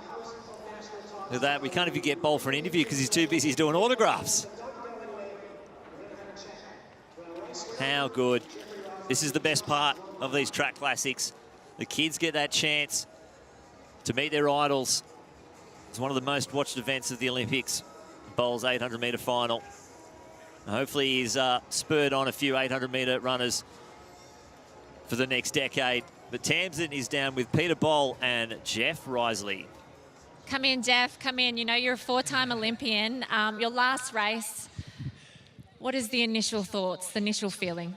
Yeah, I don't really want to take too much airtime from this guy, to be honest. I kind of just want to get out of here. But it's been an amazing week. Some incredible messages from so many people. And I guess it just made me realise that, like, the success is one thing, but it's the journey, the people you meet, the obscure memories. Yeah, so I just wanted to come out here and, like, last week was stressful, and just enjoy it and be with my team, Fast 8 Track Club. We have 4 of us here today. So, yeah, just wanted to sign off. It's pretty incredible, isn't it, for Olympics, Pete? Yeah, well spoken. Just like you said, it's the people you meet, and I've been fortunate enough to have Jeff on my side, and that's the person I met during my spike. So massive congrats to Jeff for everything he's done for Olympics. Not easy to make, especially in sport. You got only 3 people in the country that can go. So congrats to Jeff. Also, Dane Bird-Smith and Jeremy Andrews, who announced their retirement today. So yeah, that's big, and I'm happy for them and wish them the best for the future. Agree. And Jeff, before I let you go, I just want to say that, you know, once you're in the athletics family, you're in the family for life. So congratulations on such an amazing career. And we look forward to seeing the amazing things that you'll do from here on. Yeah, thanks very much for everyone here tonight and for everyone watching back home. So I appreciate it. It's been one hell of a ride. Thanks, Jeff. Pete, we are so appreciative that you have competed domestically this season. You know, you're 4th at the Olympics. You've become a superstar of track and field, but you were still happy to come and compete domestically. Yeah, because this is where it starts. You got to win races out here to be able to go out there and win overseas. So it's great. Brisbane's one of my favourite places. I love the family coming out to support and the little kids over here. So it's nice to be back in Australia and just racing again. And then in a month's time, we're back overseas. Well, you have that automatic qualifier this year. You've ticked the box, you're on the team. So where to leading into World Championships? Where will you race first? Doha in about a month, and a week after in Birmingham. And then I think we go do a bit of training and then World Champs. And the race tonight, you know, Jared took it out pretty fast and you just sat in there. What were the conditions like? I didn't really worry about the conditions, rain or not, wind or not. I came out here just to treat it as a training session, and that's where you run the best. So just got after the pace, tried to help the boys run a little bit faster. But obviously the conditions weren't ideal, but race-wise, I think it's ideal. And hopefully we don't have to train after this. Justin said if it was too slow, we got to train. So I hope that was good enough. I think it was pretty good. You know, lasting images from the Olympics were the crosses that you did after the race with your family in the house in WA. You have such support from family and friends, but now do you feel that extra support you've got from fans that you've gathered along the way from the performance in Tokyo? Yeah, the support from family is it's literally culture. We've had that support all the time. I think just Tokyo with the success, there's cameras there, but they've always been consistently there. And to have the rest of the support of Australia and hopefully it remains consistent, it's a blessing. So yeah, we're thankful for it. Well, good luck for your journey at the World Champs and the Commonwealth Games. Everyone's behind you. Well done tonight and good luck. Thank you, and good night. Thank you. Well done, Pete. Well, Pete just took my closing line there. Good night. Might try and get those results from that 800 metres as well. There they are on the screen. So Preston goes 146.38, Mathis 146.50, Charlie Hunter 146.93 for the top 4. Tough running out there again. Learmonth, Parrott, Risley getting up 7th at his final race of his illustrious career. Well, that wraps it up here for the athletics domestic season here.